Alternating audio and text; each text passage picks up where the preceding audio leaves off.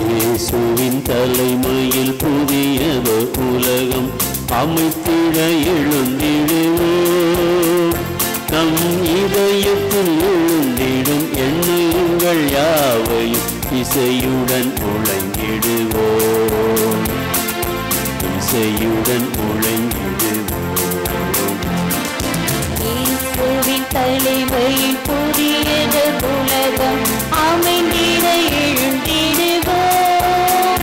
நம் இதயத்தில் எழுந்திடும் எண்ணங்கள் யாவும் இசையுடன் முழங்கிடுவோம். இசையுடன் முழங்கிடுவோம்.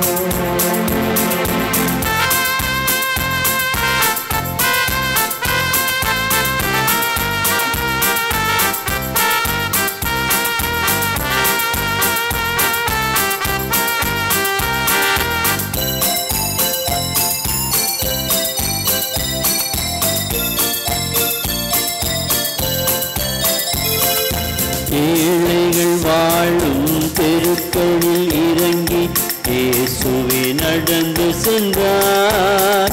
நம் இறைவனின் அரசு இவர்களுக்குரியது என்பதை எடுத்து சொன்னார். ஏழைகள் வாழும் தெருக்களில் இறங்கி இயேசுவே நடந்து சென்றார். நம் இறைவனின் அரசு இவர்களுக்குரியது என்பதை எடுத்து சொன்னார். அந்த இறை மகன் இயேசுவின் பாதங்கள் வழியில் பயணத்தை தொடர்ந்திடுவோம். வாழ்க்கை பயணத்தை தொடர்ந்திடுவோம். இயேசுவின் தலைமையில் புதியது உலகம் அமைத்திட எழுந்திடுவோம். நம் இதயத்தில் எழுந்திடும் எண்ணங்கள் யாவை இசையுடன் முழங்கிடுவோம். இசையுடன் முழங்கிடுவோம்.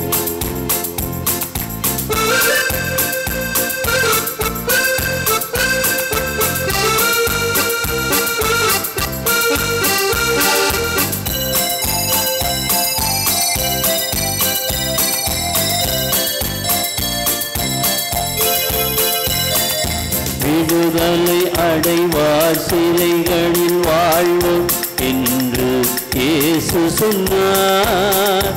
அவர் ஒடுக்கப்பட்டோருக்கும் உரிமையற்றோருக்கும் வழங்குவேன் வாழ்வு என்றார். விடுதலை அடைந்த சிலைகளில் வாழ்வோம் என்று இயேசு சொன்னார். அவர் ஒடுக்கப்பட்டோருக்கும் உரிமையற்றோருக்கும் வழங்குவேன் வாழ்வு என்றார். நாம் விழிகளை திறந்து வழியினை பார்ப்போம். ஆவியின் வழி நடப்போம். தூய ஆவியின் வழி நடப்போம். இயேசுவின் தலைமை புதியது உலகம் அமைத்திட எழுந்திடுவோம். நம் இதயத்தில் எழுந்திடும் எண்ணங்கள் யாவும் இசையுடன் முழங்கிடுவோம். இசையுடன் முழங்கிடுவோம். இறை குலமே எழுக, இறை குலமே எழுக, இறையரசே வருக, இறையரசே வருக.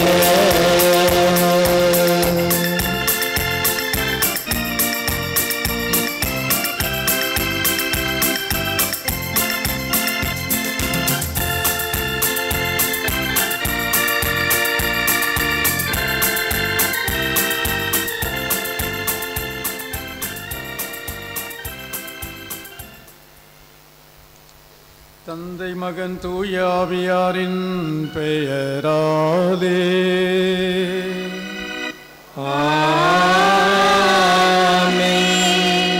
நம் ஆண்டவராகிய இயேசு கிறிஸ்துவின் அருளும் கடவுளின் அன்பும் தூய ஆவியாரின் நட்புறவும் உங்கள் அனைவரோடும் இருப்பதாக. ஆன்மாவோடும் இருப்பதாக. இயேசுவில் அன்புக்குரிய சகோதர சகோதரிகளே, மாபெரும் கிறிஸ்து பிறப்பு ஜூப்ளி 2025 ஆண்டு கொண்டாடப்படுகிறது.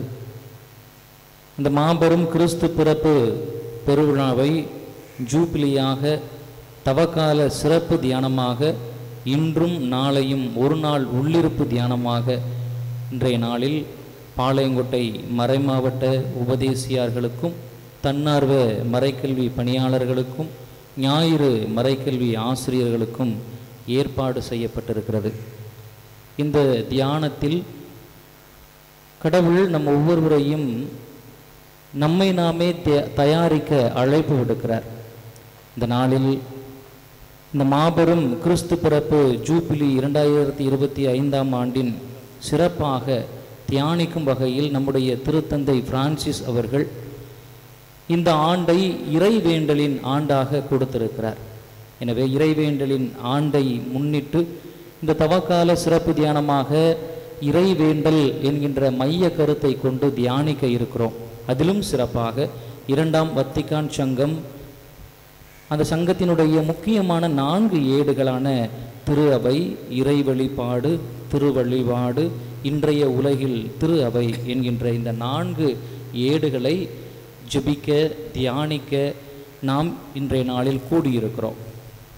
இந்த கருத்தமர்வோடு கூடிய தியானத்தில் பங்கெடுக்க பாளையங்கோட்டை மறைமாவட்டத்தினுடைய உபதேசியார்கள், தன்னார்வ பணியாளர்கள், ஞாயிறு மறைக்கல்வி ஆசிரியராகிய உங்கள் ஒவ்வொருவரையும் இந்த உன்னத வழிபாட்டிற்கு வரவேற்கிறேன்.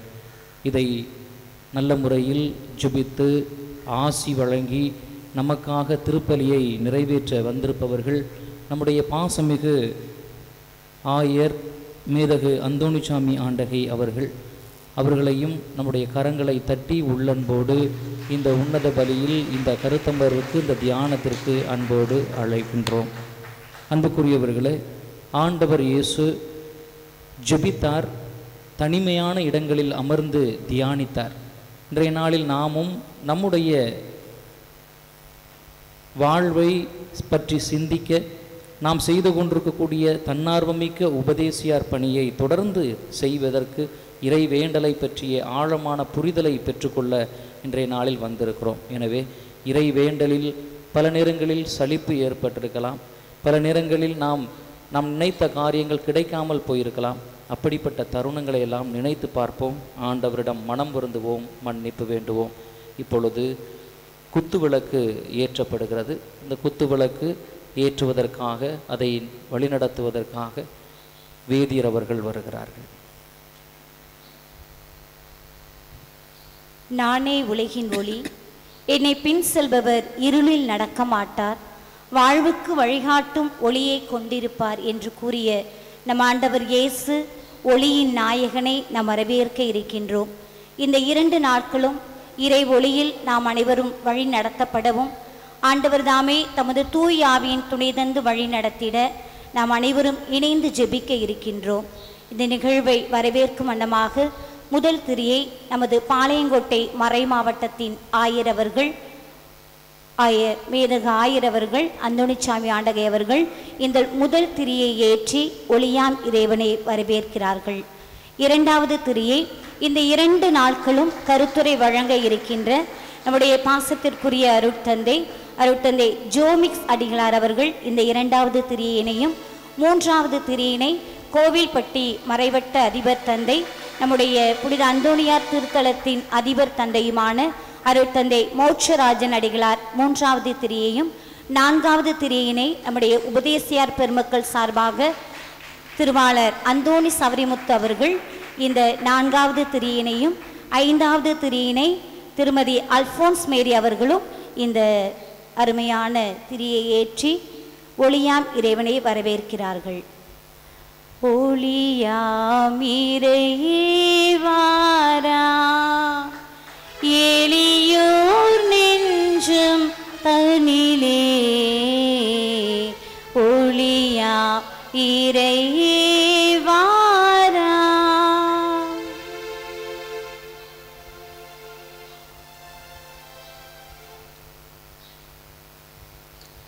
திருப்பலியில் தகுந்த முறையில் பங்கெடுக்க நமது பாவங்கள் குற்றங்குறைகளை ஏற்று மனம் வருந்தி இறைவனிடம் மன்னிப்பு வேண்டுவோம்.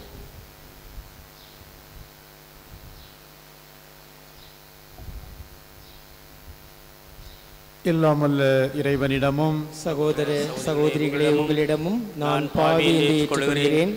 ஏனெனில் என் சிந்தையாலும் சொல்லாலும் செயலாலும் கடமையில் தவறியதாலும் பாவங்கள் பல செய்தேன். என் பாவமே, என் பாவமே, என் பெரும் பாவமே.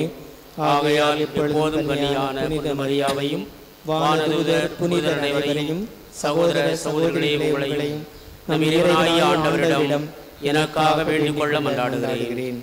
இல்லாமல்ல இறைவன் நம் மீது இரக்கம் வைத்து நம் பாவங்களை மன்னித்து நம் நிலை வாழ்வுக்கு அழைத்து செல்வாராக. ஆமென்.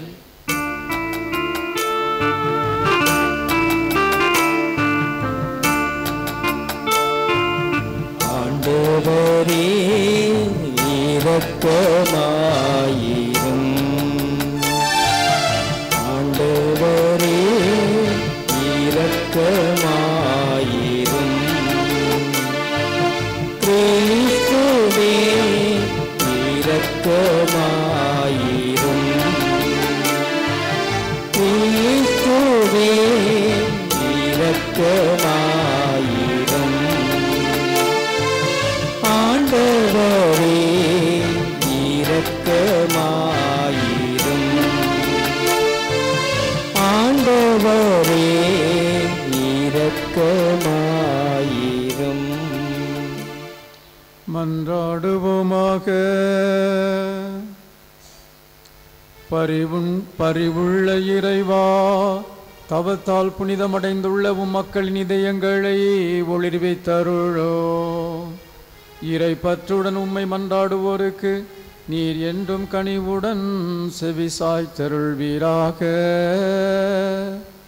உம்மோடு தூயாவியாரின் ஒன்றிப்பில் இறைவனாய் என்றென்றும் வாழ்ந்து ஆட்சி செய்கின்ற எங்கள் ஆண்டவரும் திருமகனுமாகிய இயேசு கிறிஸ்து வழியாக உம்மை மன்றாடுகிறோ. ஆமென்.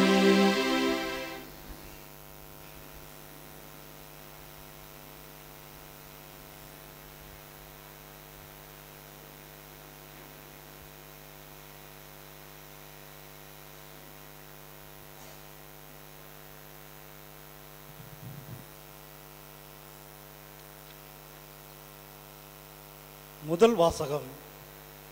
தம் தூதரை அனுப்பி தம்முடைய ஊழியர்களை மீட்டார். இறைவாக்கினர் தானியேல் நூலிலிருந்து வாசகம்.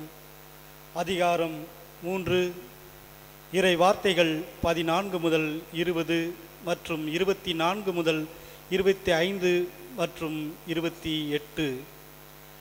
அந்நாட்களில் நேபுகாத்நேச்சர் அவர்களை நோக்கி, சாத்ராக்கு, மேஷோக்கு, ஆபேத்நேகோ, நீங்கள் மூவரும் என் தெய்வங்களை வணங்கவில்லை என்பதும் நான் நிறுவிய பொற்சிலைகளை பணிந்து தொலைவில்லை என்பதும் உண்மைதானா? இப்பொழுதாவது எக்காலம், நாதசுரம், யாழ், கிண்ணரம், வீணை, பைக்குழல் முதலிய எல்லா வகை இசைக்கருவிகளும் ஒலிக்க கேட்டவுடன் நீங்கள் தாழ வீழ்ந்து நான் செய்து வைத்துள்ள சிலையை பணிந்து தொழ தயாராக இருக்கிறீர்களா? தொழாவிட்டால் அந்த நொடியிலேயே எரிகின்ற தீச்சுளையில் தூக்கி போடப்படுவீர்கள். உங்களை என் கைகளிலிருந்து தப்பிக்கக்கூடிய தெய்வம் ஒன்று உண்டோ என்றான்.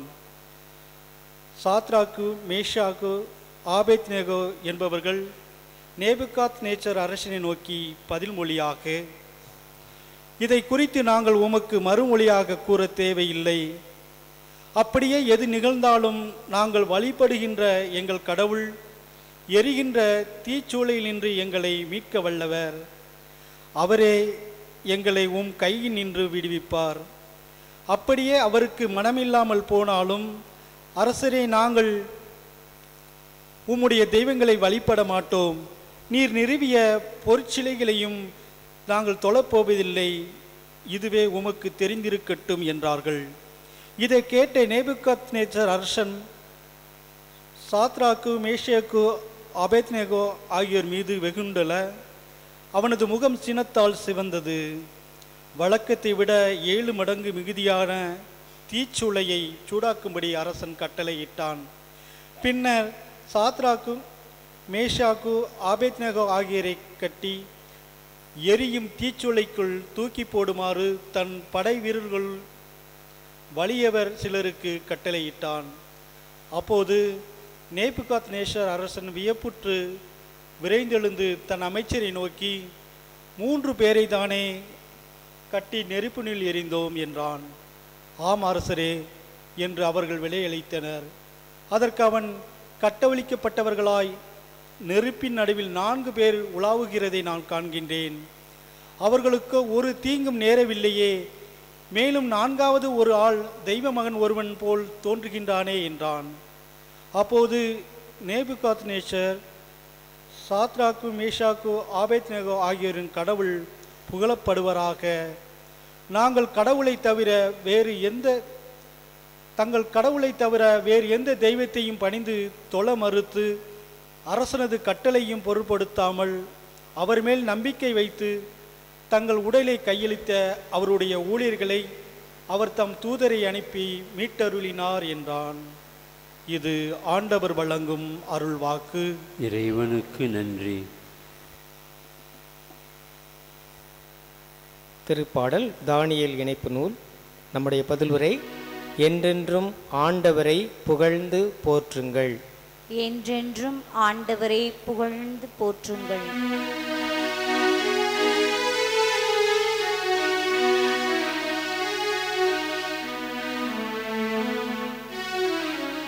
என்றென்றும் ஆண்டவரை புகழ்ந்து போற்றுங்கள்.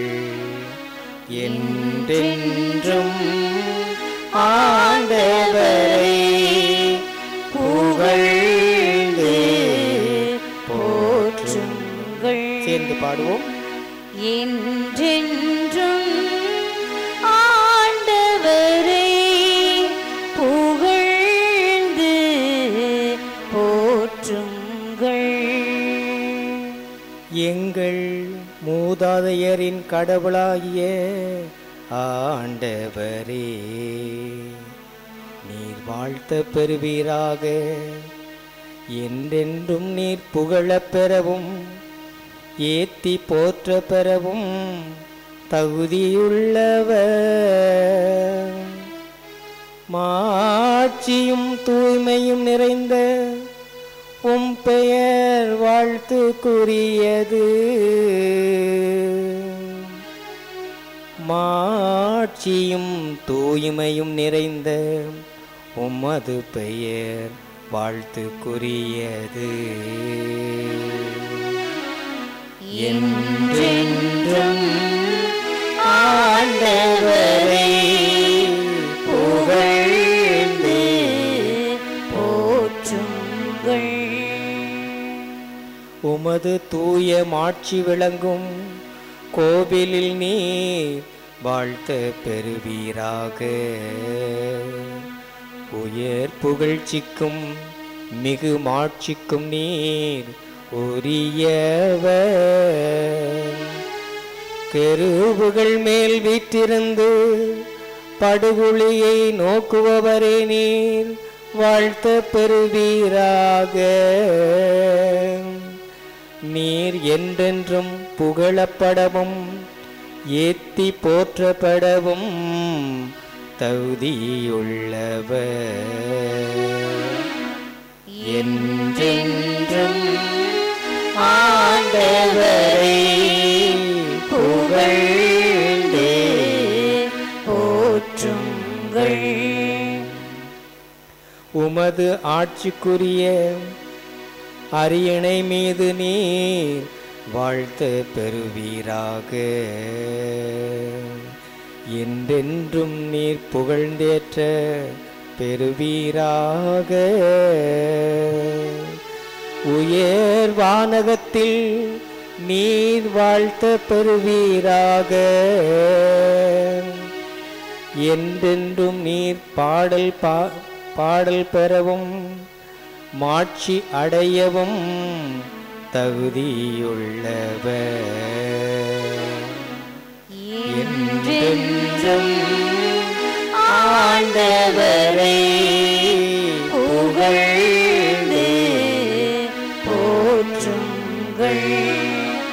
என்றென்றும் ஆண்டவரை புகழ்ந்து போற்றுங்கள்.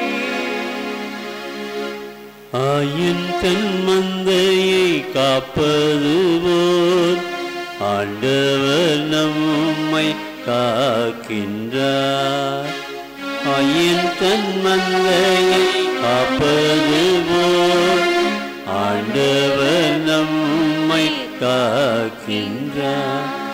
சிறியனில் உள்ளத்தோடு வார்த்தையை கேட்டு அதை காத்து மன உறுதியுடன் பலன் தருபவர் பேறு பெற்றோர். ஆயின் தன் மந்தையை காப்பது போல் ஆண்டவர் நம்மை காக்கின்றார். ஆண்டவர் உங்களோடு இருப்பாராக. உம் ஆன்மாவோடும் இருப்பாராக. யோவான் எழுதிய தூய நற்செய்தியிலிருந்து வாசகம். ஆண்டவரே மாட்சி உமக்கே.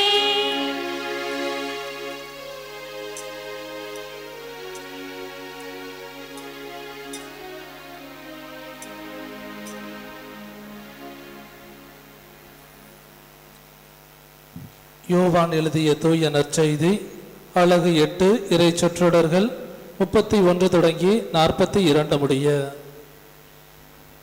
அக்காலத்தில் இயேசு தம்மை நம்பிய யூதர்களை நோக்கி, என் வார்த்தைகளை நீங்கள் தொடர்ந்து கடைபிடித்து வந்தால் உண்மையில் என் சீடர்களாய் இருப்பீர்கள், உண்மையை அறிந்தவர்களாயும் இருப்பீர்கள், உண்மை உங்களுக்கு விடுதலை அளிக்கும் என்றார். யூதர்கள் அவரை பார்த்து, உங்களுக்கு விடுதலை கிடைக்கும் என நீர் எப்படி சொல்லலாம்? நாங்கள் யாருக்கும் ஒருபோதும் அடிமைகளாய் இருந்ததில்லை, நாங்கள் ஆபிரகாமின் வழிமரபினர் ஆயிற்றே என்றார்கள். அதற்கு இயேசு, பாவம் செய்யும் எவரும் பாவத்திற்கு அடிமை என உறுதியாக உங்களுக்கு சொல்கின்றேன். வீட்டில் அடிமைக்கு நிலையான இடமில்லை, மகனுக்கு அங்கு என்றென்றும் இடம் உண்டு. மகன் உங்களுக்கு விடுதலை அளித்தால் நீங்கள் உண்மையிலே விடுதலை பெற்றவர்களாய் இருப்பீர்கள். நீங்கள் ஆபிரகாமின் வழிமரபினர் என்பது எனக்கு தெரியும். ஆனால் என் வார்த்தை உங்கள் உள்ளத்தில் இடம்பெறாததால் நீங்கள் என்னை கொல்ல முயல்கிறீர்கள். நான் என் தந்தையிடம் கண்டதை சொல்கின்றேன், நீங்கள் உங்கள் தந்தையிடமிருந்து கேட்டதை செய்கிறீர்கள் என்றார். அவர்கள் அவரை பார்த்து, ஆபிரகாமே எங்கள் தந்தை என்றார்கள். இயேசு அவர்களிடம், நீங்கள் ஆபிரகாமின் மக்கள் என்றால் அவரை போல செயல்படுவீர்கள். ஆனால் கடவுளிடமிருந்து கேட்டறிந்த உண்மையை உங்களுக்கு எடுத்துரைத்த என்னை நீங்கள் கொல்ல முயல்கிறீர்கள். ஆபிரகாம் இப்படி செய்யவில்லையே, நீங்கள் உங்கள் தந்தையைப் போல செயல்படுகிறீர்கள் என்றார். அவர்கள், நாங்கள் பரத்தமையால் பிறந்தவர்கள் அல்ல, எங்களுக்கு ஒரே தந்தை உண்டு, கடவுளே அவர் என்றார்கள். இயேசு அவர்களிடம் கூறியது, கடவுள் உங்கள் தந்தையெனில் நீங்கள் என்மேல் அன்பு கொள்வீர்கள். நான் கடவுளிடமிருந்தே இங்கு வந்துள்ளேன், நானாக வரவில்லை, அவரே என்னை அனுப்பினார். ஆண்டவரின் அருள்வாக்கு. கிறிஸ்துவே உமக்கு புகழ்.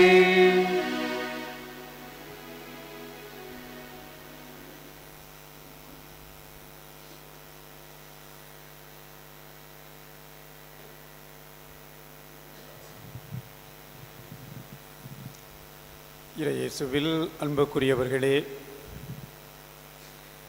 மறைமாவட்டத்தின் பல பகுதிகளிலிருந்தும் நீங்கள் இன்று நமது புனித அந்தோணியாருடைய திருத்தலத்தை நாடி வந்திருக்கிறீர்கள்.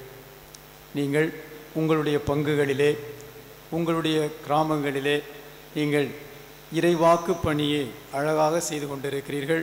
உங்களையெல்லாம் பார்க்கின்ற போது மிகவும் மகிழ்ச்சியாக இருக்கின்றது. ஆமாம், சாமிமார் எந்திரிக்கிறதுக்கு முந்தையே நீங்கள் எந்திரிச்சு போய் மணி அடிப்பீங்க, கோயிலை திறப்பீங்க, அப்படி தானே சரிங்களா இல்லையா? ஆமாம். அப்புறம் பூசை முடிஞ்ச பிறகும் எல்லாத்தையும் எடுத்து வச்சுட்டு போவீங்க. அடுத்து பூசை இல்லாத நாட்களிலும் நீங்கள் வந்து ஜெபம் சொல்லுவீங்க, பாட்டு போடுவீங்க, மைக்கில் ஜெபம் சொல்லுவீங்க. அடுத்து கிராமங்களில் இருக்கிறவங்க, கிராமங்கள்லேருந்து வர்றவங்க கிராமத்தில் வந்து ஒவ்வொரு ஞாயிற்றுக்கிழமையும் திருப்பலி கிடைக்க வாய்ப்பு இருக்காது. அந்த நாட்களில் வந்து நம்ம வந்து குருக்கள் இல்லாத வழிபாடு நடத்துதல் என்று அந்த ஜெப வழிபாடும் நீங்கள் நடத்துகிறீர்கள். அதனால் உங்களுடைய பணி என்பது மிக மிக முக்கியமான பணியாக இருக்கின்றது. அதனால தான் நான் பங்கு சந்திக்க செல்லும் போதெல்லாம் இந்த உபதேசியார்களை நான் தனியாக சந்திப்பேன். உபதேசியாராக இருக்கலாம், அல்லது மறைக்கல்வி பயிற்றுவிப்பவர்களாக இருக்கலாம், மற்ற இந்த இளைஞர்களுடைய மத்தியிலே இத்தகைய செயல்களுக்கு தங்களை அர்ப்பணிப்பவர்களாக இருக்கலாம். இவர்களை நான் விசேஷ விதமாக தனிப்பட்ட விதத்தில் சந்தித்து அவர்கள் செய்கின்ற பணிகளை நான் விசாரிப்பது உண்டு. ஏனெனில் நீங்கள் செய்கிற பணியானது மிகவும் அளப்பெரிய பணியாக இருக்கின்றது. எனவே உங்களை நான் வாழ்த்துகின்றேன். உங்களுக்கு எனது மனமார்ந்த நன்றியை தெரிவித்துக் கொள்கிறேன். இந்த 2 நாட்களாக இன்றைக்கும் நாளைக்கும் என்று தியானம் செய்வதற்காக நீங்கள் இங்கு வந்திருக்கிறீர்கள். ஆனால் தவக்கால் ஆரம்பித்ததிலிருந்தே நீங்கள் பல தியானங்கள் செய்திருக்கலாம். உங்கள் பங்குகளில் பலவிதமான இந்த தவக்கால சம்பந்தப்பட்ட சில செயல்பாடுகள் இருந்திருக்கும். சிலுவை பாதை செய்வது, திருப்பயணமாக பக்கத்து கோயில்களுக்கு செல்லுவது, அல்லது வேறு கோயில்களுக்கு சென்று ஜெபிப்பது, மற்றபடி ஜெபம் நடத்துவது என்று பலவிதமான செயல்களில் நீங்கள் ஈடுபட்டிருந்தீர்கள். அதோடு மட்டுமல்ல, கடந்த ஞாயிற்றுக்கிழமை மறைமாவட்ட அளவில் திருத்தல பயணிகளாக உங்களில் பல தென்காசிக்கு வந்திருந்தீர்கள். அப்படி என்றால் பல நிலைகளில் செய்துவிட்டு இன்று நமக்கு 2 நாட்களாக நமக்கென்று இந்த நாட்களை எடுத்து சிந்திக்க தியானிக்க வந்திருக்கின்றோம். அதுவும் குறிப்பாக நான் ஃபாதர்கிட்ட கேட்டேன், ஏன் இன்னைக்கு புதன் வியாழன் வைக்கிறீங்க, வேலை நாள் ஆயிடுச்சு அப்படின்னு கேட்டேன். அப்போ அவங்க சொன்னாங்க, இந்த உபதேசியார்மார், இந்த மறைக்கல்வி எடுக்கிறவங்க இவங்கெல்லாம் சனி ஞாயிறு ஃப்ரீயாக இருக்க மாட்டாங்க. ஏன்னா ஞாயிற்றுக்கிழமை திருப்பலி இருக்கும், அதுக்கு தயாரிக்கணும். சில சனிக்கிழமை திருப்பலி இருக்கும் அந்த கிராமங்களில், அதுக்கு தயாரிக்கணும். சனி ஞாயிறு வந்து அவங்கள கூப்பிடுறது கஷ்டம். அப்படின்னாலும் வேலைக்கு போகிறவர்களாக இருந்தாலும் இதில் ஆர்வம் உள்ளவர்களாக இருப்பதனால் தங்களுக்கென்று 2 நாட்களை அவர்கள் எடுத்து தியாகம் பண்ணி வருவார்கள். கடந்த ஆண்டுகளிலே வந்திருக்கிறார்கள். அந்த நிலையில்தான் இந்த புதன் வியாழன் வைத்திருக்கிறோம் என்று சொன்னார்கள். அப்படி பார்க்கின்ற போது உங்களுடைய ஆர்வத்தை, உங்களுடைய ஈடுபாட்டை நான் உண்மையிலேயே மனதார பாராட்டுகின்றேன். அடுத்து பார்த்தோம்னா, அடுத்த ஞாயிற்றுக்கிழமை குருத்து ஞாயிறு ஆரம்பிச்சிருது, அதுக்கு போய் குருத்து வெட்ட போவீங்க. அடுத்து புனித வாரம் ஆரம்பிச்சிருது, பெரிய வியாழன், வெள்ளி, பெரிய புனித சனி, உயிர்ப்பு பெருவிழா அப்படின்னு போயிட்டு இருக்கோம். ரொம்ப பிஸியாகிருவிய. இருந்தாலும் இந்த பிஸியான நேரத்துக்குள்ளே வந்துக்கிட்டு நாம் வந்து பல செயல்பாடுகள் செய்யணும். அப்படின்னா நம்முடைய செயல்பாடுகள் நல்லா இருக்கணும். அப்படின்னா நம்முடைய தனிப்பட்ட வாழ்வும் நல்லா இருக்கணும். தனிப்பட்ட வாழ்வு நல்லா இருந்தால் தான் நாம் சொல்லுகின்ற சொல்லுக்கு மதிப்பு இருக்கும். நாம் மற்றவரோடு பேசுகின்ற பேச்சுக்கும் மதிப்பு இருக்கும். சிலர் வந்து நல்லா பேசிட்டு போயிடுவாங்க, நல்லா சொல்லுவாங்க. ஆமாம். அப்படிங்கும்போது நாமளும் அவங்களோடு இல்லாமல் ஏதோ சொல்கிறோம் அப்படிங்கிறது இல்லாமல் நம்முடைய தனிப்பட்ட வாழ்வில் அந்த நம்பிக்கையை ஏற்று நம்பிக்கைக்குரிய வாழ்வு வாழக்கூடியவர்களாக, புனித வாழ்வு வாழக்கூடியவர்களாக நாம் இருப்போமே என்றால் நம்முடைய வார்த்தைக்கு மிக அழுத்தம் இருக்கும், மதிப்பு இருக்கும். அதோடு மட்டுமல்ல, மரியாதையும் இருக்கும். நேரத்தில் நிறைய பேர் இதை செய் அதை செய் அப்படின்னு வெறும் கமாண்ட் மட்டும் கொடுத்துட்டே போனால் பத்தாது. ஆனால் நம்முடைய செயல்பாடுகள் அதில் இருக்குன்னா அந்த வார்த்தைக்கு மதிப்பு இருக்கும், அந்த வார்த்தையை கேட்பாங்க. அப்படி இருக்கின்ற போது இந்த 2 நாட்களில் நம்முடைய தனிப்பட்ட வாழ்வை சிந்தித்து பார்க்க நீங்கள் வந்திருக்கிறீர்கள். இந்த 2 நாட்கள் சிந்திக்க பார்க்கும்போது இந்த நாளில் திருப்பலியில் இருக்கின்ற வாசகங்களை மையமாக வைத்துக்கொண்டு இது இந்த தியானத்தினுடைய முன்னுரையாக கூட இருக்கலாம். அதில் உங்களை சிந்தித்து பார்க்க நான் உங்களை அழைக்கின்றேன். இன்று வாசிக்கப்பட்ட நற்செய்தியில் இறைமகன் இயேசு கிறிஸ்து கூறுகின்றார், என் வார்த்தைகளை நீங்கள் தொடர்ந்து கடைப்பிடித்து வந்தால் உண்மையில் என் சீடர்களாக இருப்பீர்கள், உண்மையை அறிந்தவர்களாகவும் இருப்பீர்கள், அந்த உண்மை உங்களுக்கு விடுதலை அளிக்கும். என் வார்த்தையை கேட்டு நீங்கள் தொடர்ந்து கடைப்பிடித்து வந்தால், என்னுடைய சீடர்கள் யார் என்று சொல்லுகின்ற போது என்னுடைய வார்த்தையை கேட்டு அதில் தொடர்ந்து கடைப்பிடிப்பவர்கள். ஆமாம், இதே பார்த்தோம்னா இந்த ஒப்புமை நற்செய்தியில் அன்னை ஆண்டவர் போய்த்து கொண்டிருப்பார், அன்னை மரியாள் நிற்பாங்க. அப்போ யாரோ கேட்பாங்க, உங்கள் அம்மா உங்களை பார்க்க வந்திருக்காங்க அப்படின்னு சொல்லுவாங்க. அப்போ இவர் என்ன சொல்லுவார், யார் என் தாய், யார் என் சகோதர சகோதரிகள், இறை வார்த்தையை கேட்டு அதன்படி நடப்பவர்களே என்னுடைய பெற்றோர்கள், என்னுடைய தாய், என்னுடைய சகோதர சகோதரிகள் அப்படின்னு சொல்லுவார். அப்படிங்கும் போது அவருடைய சீடத்துவ வாழ்வுக்குள் நுழையும் போது, அவருடைய உறவுக்குள் செல்லும் போது நாம் அந்த இறை வார்த்தையை கேட்பவர்களாக இருக்க வேண்டும், வாழ்பவர்களாக இருக்க வேண்டும். ஒன்று கேட்பது, இரண்டாவது வாழ்வது அல்லது கடைப்பிடிப்பது. இந்த கடைப்பிடிப்பது வாழ்வதில் பல சிக்கல்கள், பல சர்க்கிள்கள் இருக்கலாம். சில வேளையில் நல்லது செய்யணும்னு நினச்சிருப்போம். நீங்கள் எடுத்தீங்களேன், தவக்காலம் ஆரம்பித்த உடனே நீங்கள் என்னெல்லாம் முடிவுலாம் எடுத்தீங்க, நான் அது செய்ய மாட்டேன், இதை செய்ய மாட்டேன், இதை செய்வேன், அதை செய்வேன், பல முடிவுலாம் எடுத்திருப்பீங்க. அப்படி தானே? அந்த முடிவுலாம் கடைப்பிடிக்க முடிஞ்சுதா? ஏறக்குறைய முக்கால்வாசி தவக்காலத்துக்கு வந்துட்டோம், இன்னும் 1 வாரம் தான் இருக்குது. ஆமாம், அதெல்லாம் செய்ய முடிஞ்சுதா? கண்டிப்பாக முடிஞ்சிருக்காது. ஆமாம், நீங்கள் நிறைய நேரம் சாப்பிடாம தோட்டத்துக்கு போயிருப்பீங்க வேலைக்கு. இங்கே நிறைய பேர் தோட்டத்துலேருந்து வேலை பார்க்குறவங்க தான். நிறைய பேர் தோட்டத்துக்கு வேலைக்கு போயிருப்பீங்க. காலைல சாப்பிடாம போய் வேலை செஞ்சுட்டு மதியானம் 1 மணிக்கு சாப்பிடுவீங்க. அன்றைக்கெல்லாம் ஒன்றும் செய்யாது. ஆனால் இன்றைக்கி நோன்பு இருக்கிறேன் அப்படின்னு சொல்லிட்டு சாப்பிடாமல் இருக்க போகிறேன்னு சொல்லிட்டு சாப்பிடாமல் இருந்தீங்கன்னா 9:30-10 மணிக்கே வயிறு பசிக்க ஆரம்பிக்கலாம். நாள் பூரா வேலை பார்த்து வயிறு பசிக்காத பசி இன்னைக்கு நான் நோன்பு இருக்க போகிறேன் அப்படின்னு சொன்னதுனால ஏதோ ஒன்றை இழந்தது மாதிரியும், ஏதோ வாழ்க்கையில் இதுவரைக்கும் சாப்பிடாமல் இருந்ததே இல்லாத மாதிரியும் இன்னைக்கு பயங்கரமாக வயிறு பசிக்கும். வயிறு ஒரு மாதிரி பண்ணும், எனக்கு ஒரு மாதிரி தலை சுற்றுறது மாதிரி இருக்குது, அப்படி இருக்குது, அதையா சாப்பிடும். இது இது சாத்தானுடைய சோதனை. நம்ம நல்லது செய்ய வேண்டும் என்று நினைக்கின்ற போது பலவிதமான சோதனைகள் நமக்கு வரும். சோதனை என்று சொல்லுகின்ற போது, சாத்தானின் சோதனை என்று சொல்லுகின்ற போது, சாத்தான் நேர ஹலோ நான் சாத்தான் வந்திருக்கேன் அப்படிலாம் வராது, அப்படிலாம் தெரியாது. இப்படிப்பட்ட உணர்வுல கொடுத்தான். ஏன் பெரிய சாப்பிடாம இருந்ததுனால என்ன செஞ்சிட போற, இல்லை சாப்பிட்றதுல இதில் என்ன இருக்கு அப்படி, அடுத்து ஏதாவது உங்களுக்கு விருப்பமான ஒன்றை விட்டு கொடுக்கணும் அப்படின்னு. எனக்கு தெரிஞ்ச ஒரு ஆயர், நம்ம பேர் சொல்லலாம், மார்த்தாண்டம் ஆயர் வின்சென்ட் பவுலோஸ் வந்திருந்தார். ஒரு நாள் நம்ம ஆயர்லத்துக்கு வந்திருந்தார். சாயங்காலம் டீ குடிக்க வந்திருந்தார். எல்லாம் எடுத்து வச்சேன். இந்த எடுத்து வைக்கும்போது அதில் கடலை மிட்டாய் இருந்துச்சு. அதை பார்த்தோன்னே எடுத்து சொன்னார், பிஷப் இதை தூக்கி தள்ளி வச்சுருங்க அப்படின்னார். ஏன் கடலை மிட்டாயை பார்த்து அவங்களுக்கே அவ்வளோ இது அப்படின்னா. அப்போ அவர் சொன்னார், நான் இந்த இந்த இந்த தவக்காலத்தில் எடுத்திருக்க பல முடிவில் ஒன்று கடலை மிட்டாய் சாப்பிடக்கூடாது.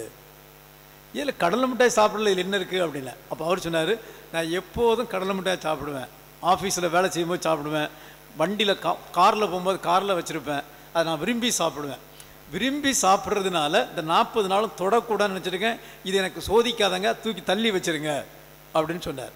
அப்படிங்கும்போது இது எது, அதாவது எதை வெறுக்கிறோம், எதை தள்ளி வைக்கிறோம் என்பது பெருசல்ல, மனசை கட்டுப்படுத்துறது. எனக்கு இது பிடிக்கும், நான் இதான் செய்கிறேன் அப்படிங்கும்போது அதை செய்யாமல் இருக்கிறது, அதுதான் இந்த நோன்பு அல்லது விட்டு கொடுத்தல் இதில் இருக்கிறதே ஒழிய ஒரு நேரம் சாப்பிடாமல் இருக்கிறோம் என்பது பெருசல்ல. எனக்கு நான் எதை செய்ய விரும்புகிறேன், இதையே செஞ்சுக்கிட்டு இருக்குன்னு நினைக்கிறேன், அதை விட்டுட்டு நம்ம தியாகம் பண்ணுறது செய்ய. இப்படி எடுக்கின்ற போது பலவிதமான செயல்பாடுகள் நமக்கு நல்லது செய்யணும்னு சொல்லும்போது சோதனைகள் வரும். ஏன் இயேசுவே சோதிக்கப்பட்டார், இயேசுவும் சோதிக்கப்பட்டார். இயேசு சோதிக்கப்படும் போது அந்த சாத்தான் எப்படி சோதிக்குது, ஏன்னா அவருக்கு இறை வார்த்தை பிடிக்கும். அதனால இறை வார்த்தையே மேற்கோள் காட்டி விவிலியத்தில் இப்படி சொல்லப்பட்டிருக்கு, பைபிளில் இப்படி சொல்லப்பட்டிருக்கு அப்படின்னு அதுக்கு ஏற்ற வார்த்தையை மட்டும் தேர்ந்தெடுத்துக்கிட்டு அது போய் சோதிக்குது. அப்போ ஆண்டவர் என்ன சொல்கிறார், அது மட்டும்தான் எழுதியிருக்கா, முழுசும் வாசி, இங்கே இப்படி சொல்லப்பட்டிருக்க, அதை ஏன் விட்டுட்ட அப்படின்னு அவர் பதிலுக்கு இன்னொரு வார்த்தையை கொடுக்கிறார். அப்படிங்கும்போது யாருக்கு எது விருப்பமோ அதை சொல்லி அதில் வழியாக நமக்கு சாத்தான் சோதிக்க வரும். நமக்கு எது பிடிக்குமோ எது செய்யுமோ அதை சொல்லி நமக்கு சோதிக்க கொடுக்கும். அப்படிங்கும்போது நல்லது செய்யணும்னு ஆரம்பிக்கும் போது சறுக்கல்கள் இருக்கும், தோல்விகள் இருக்கும்.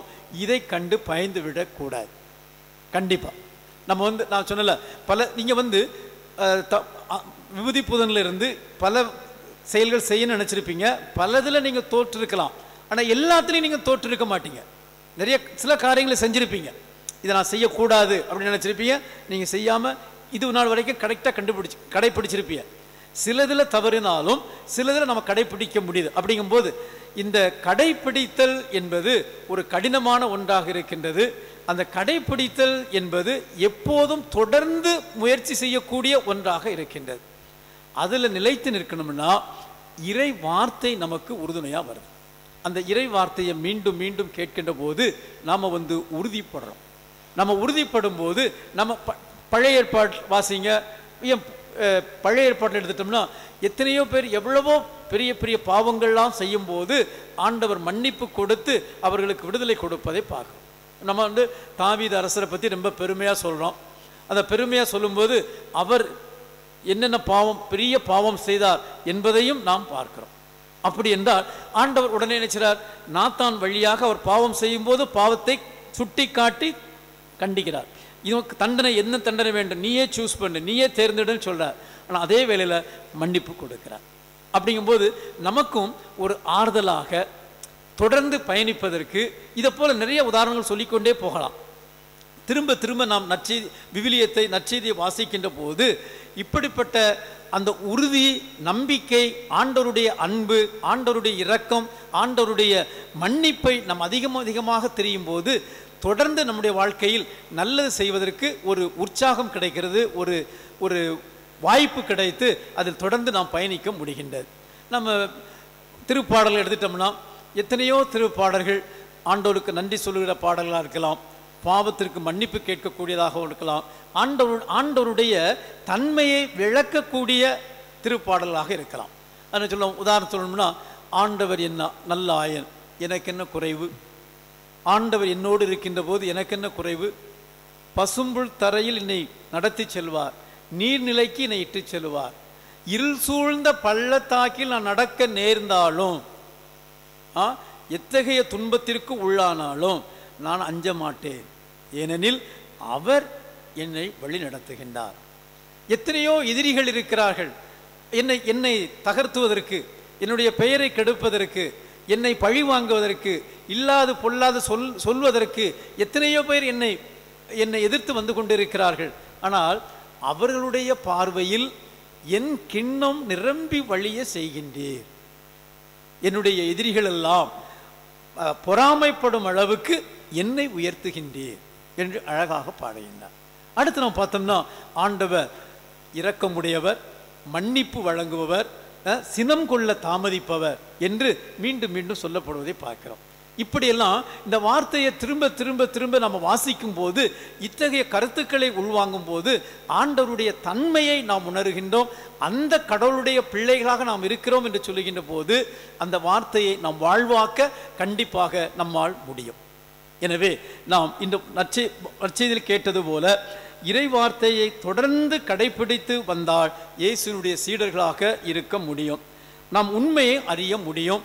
அந்த உண்மை நமக்கு விடுதலை அளிக்க முடியும், விடுதலை கொடுக்கும் என்று சொல்கிறார். இங்கே தான் பிரச்சனை வருது.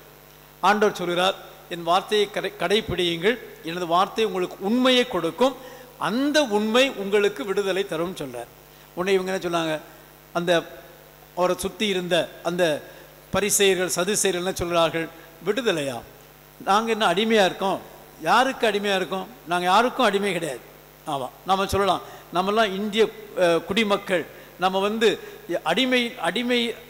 அடிமை இல்லாத ஃப்ரீ சிட்டிசன்ஸ், ஒரு சுதந்திர மக்கள் என்று நாம் சொல்லுவது போல இந்த மக்களும் சொல்கிறார்கள், நாங்கள் யாருக்கும் அடிமை இல்லை என்பதை அந்த மக்கள் தெளிவாக சொல்லுகிறார்கள். ஆனால் இருந்தாலும் ஆண்டவர் தனது அந்த விடுதலை தரும் என்று சொல்லுகின்ற போது எத்தகைய விடுதலையை சொல்லுகிறார் என்று பார்ப்போமே என்றால், அவர் உடனே சொல்லுகிறார், நீங்கள் பாவம் செய்யும் போது பாவத்துக்கு அடிமையாகி விடுகிறீர்கள். அந்த பாவத்திற்கு அடிமையான பிறகு, அந்த பாவ நாட்டத்திற்குள் நுழைந்த பிறகு, அந்த பாவ செயல்களுக்குள் நம்மை உட்படுத்திய பிறகு அதிலிருந்து வெளிவருவது என்பது முடியாத காரியமாக இருக்கின்றது. அப்படி இருக்கும்போது அது நமக்கு அந்த பாவத்திற்கு நாம் அடிமையாகி விடவில்லையா? அந்த பாவ ஏதாவது கூட இருக்கலாம், அந்த பாவம் கொடுக்கின்ற ஒரு நிலையற்ற ஒரு சந்தோஷம், ஒரு 5 நிமிஷம் 10 நிமிஷம் சந்தோஷமா இருக்கலாம், அல்லது 1 மணி நேரம் சந்தோஷமா இருக்கலாம். அதை விட்டுட்டு வெளிவருவதற்கு நம்மால் முடியவில்லை. அது நம்மை ஆட்டி படைக்கிறது. அதற்கு நாம் அடிமையாகி விடுவதில்லையா? உதாரணம் சொல்லிக்கிட்டோம்னா, குடிக்கிறவங்ககிட்ட கேட்டோம்னா, இதுதான் கடைசி நாள், நாளிலிருந்து குடிக்க மாட்டேன். ஆனால் நாளைக்கும் அதே தான் சொல்லுவாங்க, இதுதான் கடைசி நாள், நாளிலிருந்து குடிக்க மாட்டேன். இது ஒவ்வொரு நாளும் போயிட்டே இருக்கும். இன்னும் பார்த்தோம்னா, சிகரெட்டு பீடி கொடுக்கவங்களா இருக்கலாம், நான் நிறுத்திடுவேன். நிறைய பேர் ஒரு சிலர் 40 நாட்கள் தொடைய மாட்டேன்னு தள்ளி வச்சுருந்துக்கலாம், அது இருக்கலாம் அப்படி சொல்லுவாங்க. அடுத்து என்ன பார்த்தோம்னா, இப்படி நம்ம இன்னைக்கு எடுத்துக்கிட்டோம்னா உங்களுக்கு பிரச்சனை இருக்காது, ஆனால் உங்கள் பிள்ளைகளுக்கு இன்னைக்கு பிரச்சனை என்ன? நீங்கள் மொபைல் ஃபோன் வச்சிருக்கீங்களோ இல்லையோ, வச்சுருந்தா என்ன சொன்னீங்க, பட்டன் ஃபோன், சாதாரண ஃபோன் வச்சுருப்பியா. ஆனால் உங்கள் பிள்ளைகளுக்கு என்ன வாங்கி கொடுத்துருப்பியா? எல்லாம் ஸ்மார்ட் ஃபோன், ஐஃபோன் அப்படி இப்படின்னு பயங்கர பெரிய ஃபோன் தான் கேட்டிருப்பான், வாங்கி கொடுத்துருப்பியா. அவன் படிடான்னா அவன் 1 மணி நேரம் 2 மணி நேரம் இதெல்லாம் உட்காந்துட்டு இருப்பான். அப்படிங்கும்போது அவன் இதுக்கு அடிமையில் இருக்கிறான், இந்த ஃபோனுக்கு அடிமை ஆயிட்டான். அடிமை என்று சொல்லுகின்ற போது யாரோ வெளிநாட்டுக்காரங்க நம்மளை அமுக்கிறது அல்ல, நம்முடைய செயல்பாடுக்குள் நம்முடைய கண்ட்ரோலை இழந்து ஒரு செயல்பாட்டுக்குள் நம்ம அதை விட்டு வர முடியலன்னு சொல்லும்போது அங்கே நாம் அடிமையாகி விடுகிறோம். இந்த பின்னணியில் தான் ஆண்டவர் என்ன சொல்கிறார் என்றால், நீங்கள் பாவம் செய்யும் போது பாவத்திற்கு அடிமை ஆகிறீர்கள்.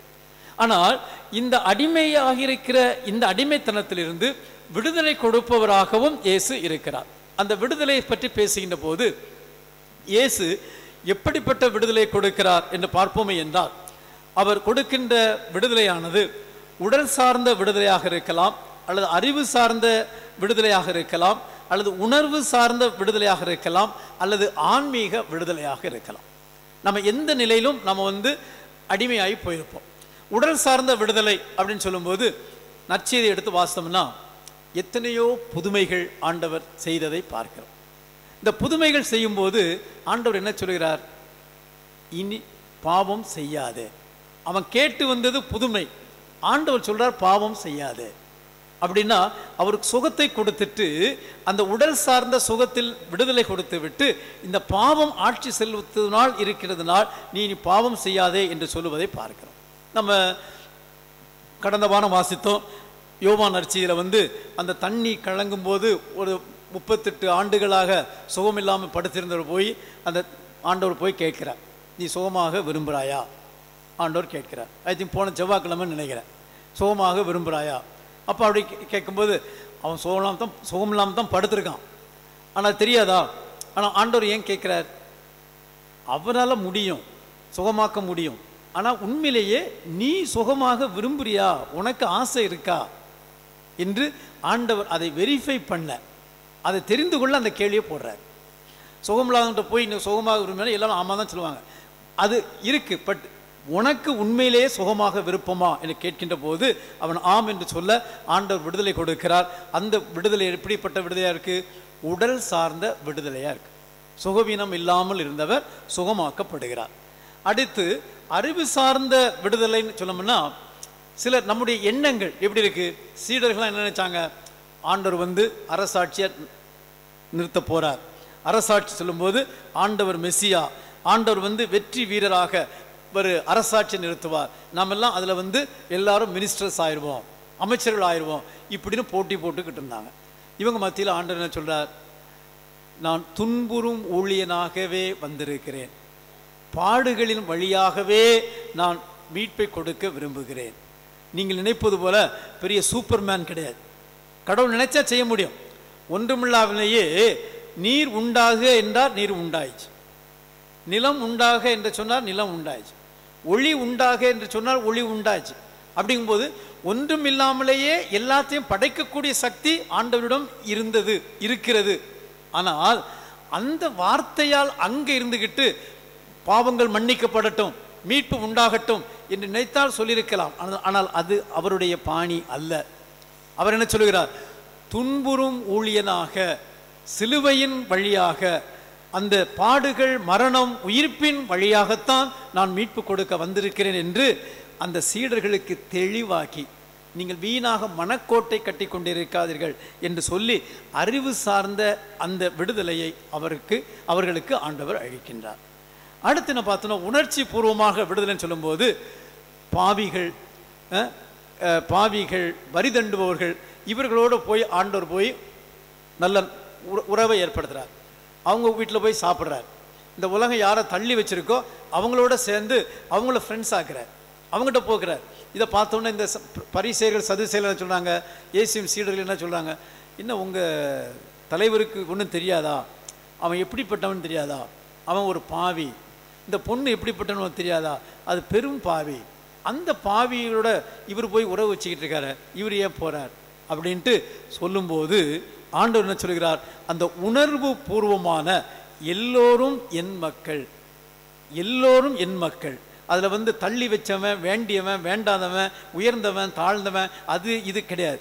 எல்லாரும் என் மக்கள், எல்லோரோடும் அமருவேன், எல்லோருக்கும் சமத்துவம் கொடுப்பேன், எல்லோரையும் அன்பு செய்வேன் என்று சொல்லி அந்த உணர்வு பூர்வமாக அந்த எண்ணங்களில் கிடந்த அந்த அடிமைத்தனத்திற்கு அவர் விடுதலை கொடுத்து எல்லா மக்களையும் ஒரே டேபிளுக்கு கொண்டு வருகிறார். அடுத்து நம்ம பார்த்தோம்னா ஆன்மீக விடுதலைன்னு சொல்லும்போது நம்ம பார்ப்போம், ஆண்டவர் லாசருஸ் வீட்டுக்கு போயிருக்கும்போது அவங்க அக்காமா 2 பேர், அவங்க யார்? லாசருடைய அக்கா சகோதரிகள் 2 பேர் யாரெல்லாம்? மார்த்தா, மரியா. அவங்க உங்களுக்கு தெரியும், மார்த்தா ஒன்றில் பிஸியாக இருப்பாங்க, மரியா இன்னொன்றில் பிஸியாக இருப்பாங்க. அப்படி தானே? மார்த்தா சமைக்கிறதுல பிஸியாக இருப்பாங்க, மரியா வார்த்தையை கேட்டுட்டு இருப்பாங்க. அப்போ மார்த்தா கம்ப்ளைண்ட் பண்ணலாம், இங்கே பாருங்கள் நான் உங்களுக்காக என்ன கஷ்டப்பட்டு வேலை செஞ்சுட்ருக்கேன், இவன் கண்டுக்கவே மணங்கால அப்படின்னு சொல்லும்போது ஆண்டவர் என்ன சொல்லுவார்? நல்ல பங்கை இவர் தேர்ந்து கொண்டார். நீ அது வேணும், இது வேணும், அது வேணும், தேவையில்லாத போட்டு மனசில் போட்டு குழப்பி அது டிப்ரெஷன். இன்னைக்கு எதை எடுத்தாலும் சரி என்ன சொல்றது, இந்த மன அழுத்தம், எதை எடுத்தாலும் மன அழுத்தம், அது இது ஆண்டவர் சொல்ல, இதெல்லாம் போட்டு ஏன் ஒரி பண்ணுறீங்க? உங்களுக்கு தேவையான நல்ல பங்கு இறை வார்த்தையை எடுத்து என்னோடு இணைந்து நில்லுங்கள், நான் உங்களுக்கு வேண்டியதை கொடுப்பேன், உங்களுக்கு தருவேன். பெரிய தேவையில்லாமல் நீங்கள் உங்கள் மேலே நீங்களே தூக்கி உங்கள் மேலே போட்டுக்கிறதுனால தான் ஏகப்பட்ட மன அழுத்தம், பிரச்சனை, அது இதுன்னு நீங்கள் நினச்சிட்டு இருக்கீங்க. என்கிட்ட வாங்க, நான் உங்களுக்கு வேண்டிய தருவேன் என்று சொல்லி அந்த ஆன்மீக விடுதலையையும் அவர் அழகாக எடுத்து சொல்லுவதை பார்க்கிறோம். இப்படியாக இந்த விடுதலை கொடுப்பவராக இறைவன் இருந்து இந்த விடுதலையை தருபவராக இருக்கின்றார். இந்த விடுதலையை நாம் இந்த தவக்கால நாட்களில் நினைத்து பார்த்தது உண்டா? இந்த ஆண்டு தவக்கால செய்தியாக நமது திருத்தந்தை பிரான்சிஸ் அவர்கள் கொடுத்த செய்தியுடைய தலைப்பு என்ன தெரியுமா? பாலை நிலம் வழியாக கடவுள் நம்மை விடுதலைக்கு இட்டு செல்லுகிறார். பாலை நிலம் வழியாக கடவுள் நம்மை விடுதலைக்கு இட்டு செல்லுகிறார். ஆண்டவர் விடுதலைக்கு தான் கூட்டு போறார். அப்படி என்றால் இந்த 40 நாட்களிலும் நாம் நினைத்து பார்க்க வேண்டியது, விடுதலை கொடுப்பவராக நமது கடவுள் இருக்கின்றார். எனது வாழ்வில் நான் எதற்கு அடிமையாக இருக்கிறேன், எதிலிருந்து நான் விடுதலை பெற வேண்டும் என்று சிந்தித்து பார்க்க நாம் ஒவ்வொருவரும் அழைக்கப்பட்டிருக்கின்றோம். குறிப்பாக திருத்தந்தை பிரான்சிஸ் என்ன சொல்லுவாங்கன்னா, 10 கட்டளையோடு ஆரம்பிக்கிறாங்க. இந்த விடுதலை பயண நூல் 20வது அதிகாரம் 2வது வசனத்தில் ஆரம்பித்து, நான் உன் கடவுளாகிய ஆண்டவர், அடிமை வீடாகிய எகிப்து நாட்டிலிருந்து உன்னை வெளியேற செய்தவர், அடிமைத்தனத்திலிருந்து உன்னை வெளியேற செய்தது நானு அப்படின்னு சொல்லி அந்த விடுதலையை கொடுத்து, இதை சொல்லும்போது அவர் சொல்லுகிறார், இதை கொடுக்கும்போது அந்த மக்களுக்கு தெளிவாக தெரியும். ஏன்னா அவங்க எகிப்திலிருந்து வெளியே வந்து வாக்களிக்கப்பட்ட நாட்டுக்கு செல்வதற்காக பாலைவனத்தில் பயணம் செய்து கொண்டிருக்கிறார்கள். அந்த நேரத்தில் அவர் சொல்லுகிறார், உனக்கு விடுதலை கொடுத்தது நான் சொல்லும்போது கண்டிப்பாக இந்த மக்கள் அந்த எகிப்திலே எவ்வளவு கஷ்டப்பட்டாங்க என்பது தெரியும். அது ஞாபகம் நம்ம மறக்கலை, நல்ல மனசில் இருக்குது. அந்தெல்லாம் நினைத்து பார்த்து அந்த மக்கள் நமது கடவுள் எங்கே நோக்கி அழைத்து செல்கிறார் என்று தெரிந்து கொள்ளக்கூடிய மக்களாக இருந்தார்கள். அந்த விடுதலையை ஏற்றுக்கொண்டு, ஆனால் அதே வேளையிலே இந்த மக்கள் அந்த விடுதலையை முழுமையாக ஏற்றுக்கொள்ளாத மக்களாகவும் இருந்தார்கள். என்னது தண்ணி இல்லை, அது பாலைவனம். உடனே மோயிஸ்ட்டு போய் என்ன சொல்லலாம், மோசைட்டு போய் என்ன சொல்லாங்க, ஏன் இங்கே கொண்டு வந்த, நாங்கள் அங்கேயே தண்ணி கிடச்சிது, தண்ணி குடிச்சு எங்கள் பாட்டில் அங்கேயே செத்துருப்போம், ஏன் இங்கே தண்ணி இல்லாமல் எங்களை சாகடிக்கிற, ஏன் இங்கே கொண்டு வந்த. அடுத்து திடீர்னு பார்த்தா சாப்பாட்டுக்கு என்ன பண்ணுறது, நாங்கள் அங்கே நல்லா இறைச்சிலாம் சாப்பிட்டோம், இங்கே டெய்லி என்ன சாப்பிட்றது என்று கேட்கும்போது ஆண்டவர் அந்த வார்த்தை சொல்லும்போது இவர்கள் என்ன ஆண்டவர் அவர்களுக்கு பாறையிலிருந்து தண்ணீர் கொடுத்ததையும் விண்ணிலிருந்து மண்ணா பொழிந்ததையும் நாம் வாசிக்கின்றோம் விடுதலை பயணம் உள்ள. அப்படிம்போது இந்த மக்கள் என்ன செய்றாங்க, அதை விட்டு வெளியே வந்த பிறகும் கூட பழைய அடிமைத்தன வாழ்வை தான் நினச்சிட்டு இருக்காங்க. எப்படி, எங்களுக்கு சோறு கிடச்சிது, வயிறு நிறையா சாப்பிட்டோம், நாங்கள் என்ன கஷ்டப்பட்டோம், கஷ்டப்பட்டு ஆண்டவர் நோக்கி அழுது கூக்குரல் இட்டாங்க, அந்த கூக்குரல் இட்டதுனால தான் ஆண்டவர் வந்தார், அதெல்லாம் மறந்துட்டாங்க. இப்போ எனக்கு அங்கே வயிறார சாப்பிட்டோம், இங்கே வயிறுக்கு சாப்பாட்டு இல்லைன்னு அவர்கள் மாறுகிறார்கள். அப்படி சொல்லிட்டு திருத்தந்தை அவர்கள் சொல்கிறார்கள், நாமும் இன்றும் பல நிலைகளில் நம்முடைய பழைய பாவங்களை பிடித்து கொண்டிருப்பதின் வழியாக அந்த அடிமைத்தனத்திற்கு நம்மை உள்ளாக்கி அடிமைத்தனத்திலிருந்து வெளிவர மறுக்கும் மக்களாக நாம் இல்லையா என்று கேட்கின்றார். அவர் என்ன சொல்லுகின்றார், நம்முடைய திருமுழுக்கின் வழியாக நமது பாவங்கள் எல்லாம் கழுவப்பட்டிருக்கின்றன. ஆனால் திருமுழுக்கின் வழியாக பாவங்கள் கழுவப்பட்டிருந்தும் நம்முடைய நினைவுகள் எல்லாம் அந்த பாவத்தை மையப்படுத்தியும் அதையே திரும்ப திரும்ப செய்வதில் நமக்கு இருக்கின்ற அந்த நிலையற்ற சுகத்தை அனுபவிப்பதிலும் அதையே நாம் விரும்பி கொண்டிருக்கின்றோமே. அப்படி என்றால் எத்தகைய விடுதலையை நாம் பெற்றிருக்கிறோம் என்று சிந்தித்து பாருங்கள் என்று அழைப்பு விடுக்கின்றார். சில வேளை நாம் சொல்லுவோம், நாம் தான் யாருக்குமே அடிமை இல்லையே அப்படின்னு சொல்லுவோம். அப்படி இதில் என்ன பெருசு இருக்குது, நான் என்ன பெரிய பாவம் செஞ்சிட்டேன், இதுக்கு ஆகிட்டேன் அப்படின்னு நாம் சொல்லலாம். இப்படி சொல்கிறது ஏறக்குறைய இன்றைய நற்செய்தியில் அந்த மக்கள் சொல்லுவது போலதான். எப்படி, அந்த மக்கள் என்ன சொல்லுவாங்க, நாங்கள் யாருக்கும் அடிமை இல்லை. அந்த இஸ்ராயல் மக்கள், அந்த பரிசேயர்கள் சதுசேயர்கள் இயேசுவுடன் சொல்கிறார்கள், எனது உண்மை உனக்கு விடுதலை கொடுக்கும்னு சொல்லும்போது என்ன சொல்கிறார்கள், நாங்கள் யாருக்கும் அடிமை கிடையாது, நாங்கள் என்ன அடிமையாக இருக்கோம் அப்படின்னு சொல்கிறாங்க. உண்மையிலேயே அது உண்மைதானா? அவர்கள் எகிப்தில் அடிமையாக இருந்திருக்காங்க, பாபிலோனில் அடிமையாக இருந்திருக்காங்க, இதெல்லாம் விட்டுவிட்டு அசீரியர்களுக்கு அடிமையாக இருந்திருக்காங்க, இதெல்லாம் விட்டுவிட்டு நாங்கள் யாருக்குமே எப்போதுமே அடிமையாக இருந்ததே கிடையாது அப்படின்னு போய் சொல்கிறாங்க. நாமளும் சில நேரத்தில் பார்த்தோம்னா நம்மகிட்ட எந்த பாவமும் கிடையாது, நான் நிறைய நல்ல நேர்மையாக நல்லா போய்கிட்டு இருக்கு அப்படி என்று சொல்லும்போது இத்தகைய செயல்களை சீர்தூக்கி பார்க்க மறந்த மக்களாக மாறிவிடுகிறோம். இன்னொன்று சொல்லுவாங்க, அவங்க என்ன சொல்லுவாங்க, நாங்கள் யாருக்கும் அடிமை கிடையாது சொல்லி இன்னொன்று சொல்லுவாங்க, நாங்கள் ஆபிரகாமின் பிள்ளைகள், ஆபிரகாமின் வழி வந்தவர்கள், எங்களுடைய தந்தை ஆபிரகாம் என்று சொல்லுகிறார்கள். ஆபிரகாமுடைய தந்தை என்று சொல்லுகின்ற போது ஆபிரகாமுடைய பிள்ளைகளாம், சந்தேகம் கிடையாது. ஆனால் அவர்களுடைய பிள்ளைகள் என்று சொல்லுகிறார்கள். ஆனால் அந்த ஆபிரகாமிடம் இருந்த நம்பிக்கை இவரிடம் இருந்ததா? 90 வயசில் பிள்ளை கொடுப்பேன்னு சொல்லும் போதும் தயாராக இருந்தார். அந்த பிள்ளை வளர்ந்து இதை வெட்டுன்னு சொல்லும் போது வெட்டுறதுக்கும் போனார். நாம் வெட்டியிருப்போமா? நம்ம ரொம்ப படிச்சிருக்கோம், ரொம்ப லாஜிக்காக சயின்டிஃபிக்காக பேசுவோம்.